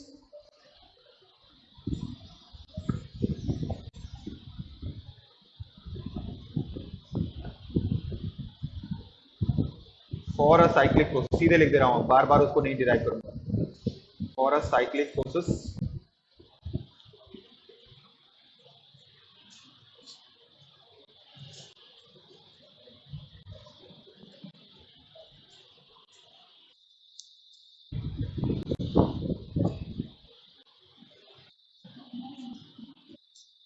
हाँ, कौन बताएगा ये कैसे लिखा। Now according to first law of thermodynamics, for a cyclic process net heat is equal to net work. बताइए first law of thermodynamics के मुताबिक, लेकिन कौन सी प्रोसेस के लिए, साइक्लिक के लिए, net heat is equal to net work कैसे हो गया भाई। फर्स्ट लॉ ऑफ थर्मोडायनेमिक्स तो कहता है कि Q की value delta Q is equal to delta U plus delta W, मतलब Q 2 भागों में बढ़ता है, कुछ इंटरनल एनर्जी का परिवर्तन, कुछ वर्क। तो हमने ये कैसे लिख दिया कि net heat is equal to net, internal energy कहां गायब हो गई, कौन सी प्रोसेस है, कौन सी प्रोसेस है, साइक्लिक। तो साइकिल में वापस आ गए तो चेंज इन इंटरनल एनर्जी क्या हुआ, 0 हुआ। तो जब भी साइकिल, इसीलिए मैंने जानबूझ के यहाँ पर कौन सी प्रोसेस लिख दी है, साइक्लिक प्रोसेस। तो net heat is equal to, बताइए नेट हीट कितनी है, बताइए नेट हीट कितनी है, नेट हीट है Q1 minus Q2 is equal to W23 minus W41, ठीक है।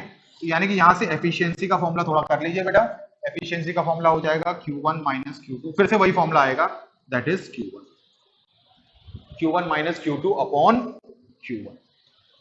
जल्दी से लिखो, फिर बता दे रहा हूं कैसे आया होगा ये।